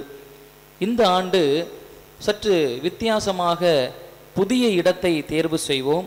அதிலும் குறிப்பாக கோவில்பட்டி மறைவட்டம், பாளையங்கோட்டை மறைவட்டத்தில் உள்ள உபதேசியார்கள் அதிகமாக பங்கெடுக்க வேண்டும் என்கின்ற நோக்கோடு புளியம்பட்டி புனித அந்தோணியாருடைய திருத்தலத்தில் இந்த தியானத்தை ஏறெடுக்கலாம் என்கின்ற முடிவிற்கு வந்தோம். அன்புக்குரியவர்களே, இன்றைய நாளில் இந்த இடத்திற்கு அனுமதி கொடுத்து எல்லா செலவுகளையும் எல்லா விதமான ஏற்பாடுகளையும் மனமார்ந்த உள்ளத்தோடு செய்து கொண்டிருப்பவர்கள் திருத்தலத்தின் அதிபர் தந்தையும் பங்கு தந்தையுமான இந்த கோவில்பட்டி வட்டார அதிபர் தந்தையுமான அருள் தந்தை மோட்சராஜன் அவர்களுக்கு மனமார்ந்த நன்றிகளை தெரிவித்துக் கொள்கிறேன். இப்பொழுது நீங்கள் கையில் வச்சிருக்கக்கூடிய ஒரு புத்தகம் இருக்கும், 4 ஏடுகள் நான் சொன்னேன் இல்லையா, அந்த 4 ஏடுகளினுடைய சுருக்கம் அந்த புத்தகத்தையும் நமக்கு வாங்கி கொடுத்து இன்றைய நாளில் நம் ஒவ்வொருவருடைய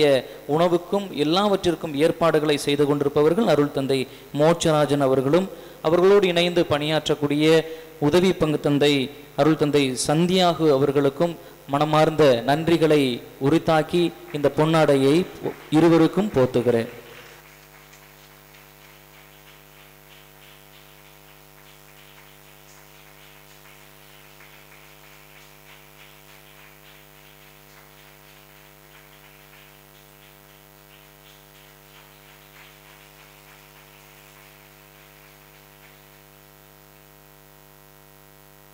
அன்புக்குரியவர்களே, ஆயர் அவர்களுடைய வலதுகரமாக இருந்து பணியாற்றி கொண்டிருப்பவர்கள் ஆயரின் செயலர் அருள் தந்தை மைக்கேல் ராஜ் அடிகளார் அவர்கள். இன்றைய நாளில் ஆயரோடு இணைந்து வந்து இந்த திருப்பலியில் பங்கெடுத்து கொண்டு நம்ம ஒவ்வொருவருக்காகவும் செபித்திருக்கிறார்கள். அவர்களையும் அன்போடு வரவேற்கிறேன். நன்றி செலுத்துகிறேன்.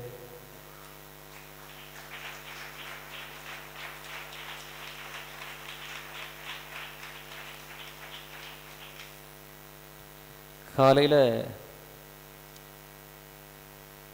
9:45 வரைக்கும் இந்த திருத்தலத்தில் 10 பேர் தான் இருந்தாங்க.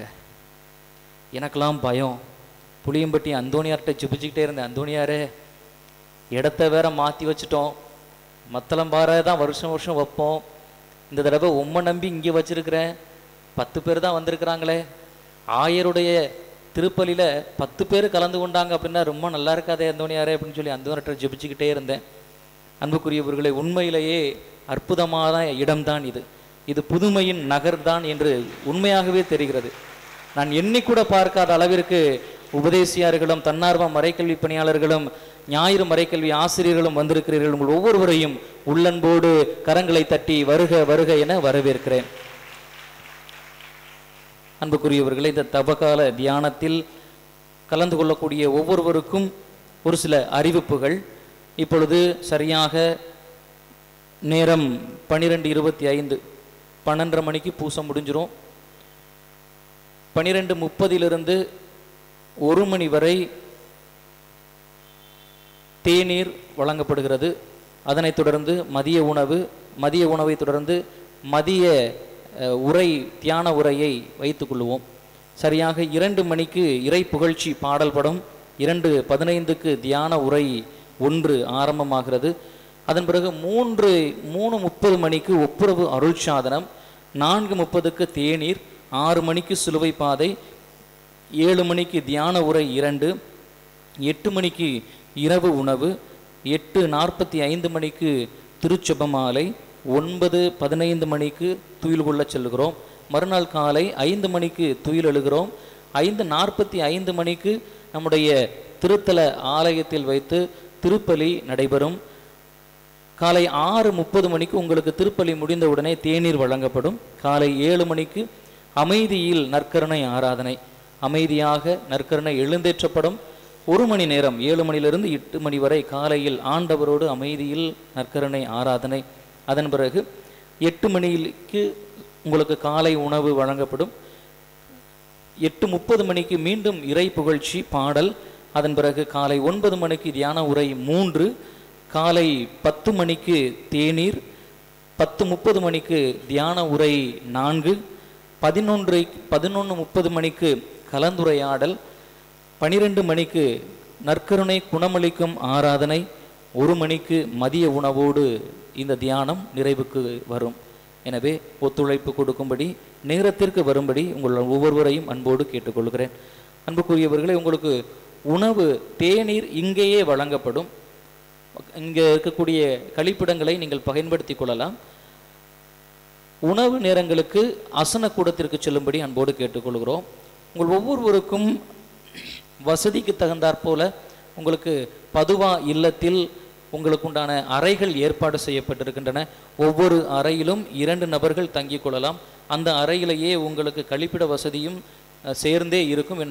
எனவே எங்கேயும் நீங்கள் அலைய வேண்டாம், திரிய வேண்டாம். எனவே தியான சிந்தனையோடு இந்த புனித இடத்தில் இந்த 1.5 நாள், இந்த ஒரு நாள் பொழுது முழுக கடவுளுக்கு அர்ப்பணித்து உங்களுடைய செல்ஃபோனெல்லாம் ஆஃப் பண்ணிவிட்டு கடவுளோடு பேசுங்கள். கடவுள் உங்களோடு பேசுவார். புனித அந்தோணியாருடைய அருளும் அவருடைய பரிந்துரையும் நம் ஒவ்வொருவருக்கும் கிடைக்கும்படியாக தொடர்ந்து ஜெபிப்போம். உங்கள் ஒவ்வொருவருக்கும் மனமார்ந்த நன்றி.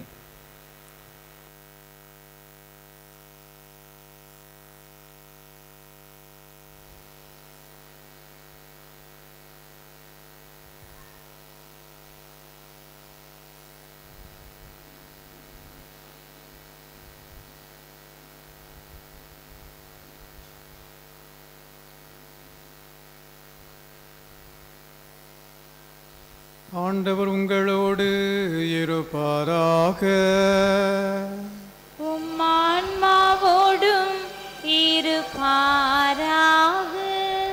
தம் ஒரே மகனின் பாடுகளால் அன்பின் எடுத்து காட்டை உங்களுக்கு தந்த இரக்கத்தின் தந்தையாகி இறைவன், நீங்கள் இறைவனுக்கும் மனிதருக்கும் செய்யும் பணி வழியாக தமது ஆசின் சொல்லக்கரிய கொடையை நீங்கள் பெற்றுக்கொள்ள செய்வாராக.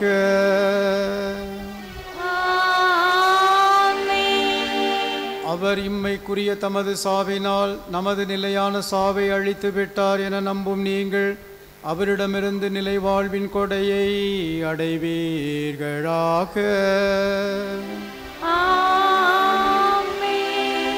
அவர் காட்டிய தாழ்ச்சியின் போதனைகளை பின்பற்றும் நீங்கள் அவரது உயிர்ப்பின் மாட்சியில் பங்கு பெறுவீர்களாக.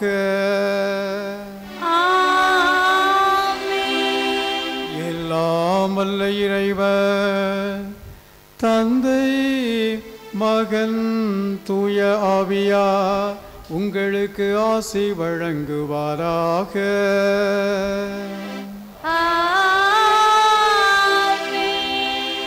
சென்று வாருங்கள், திருப்பலி நிறைவேறிற்று.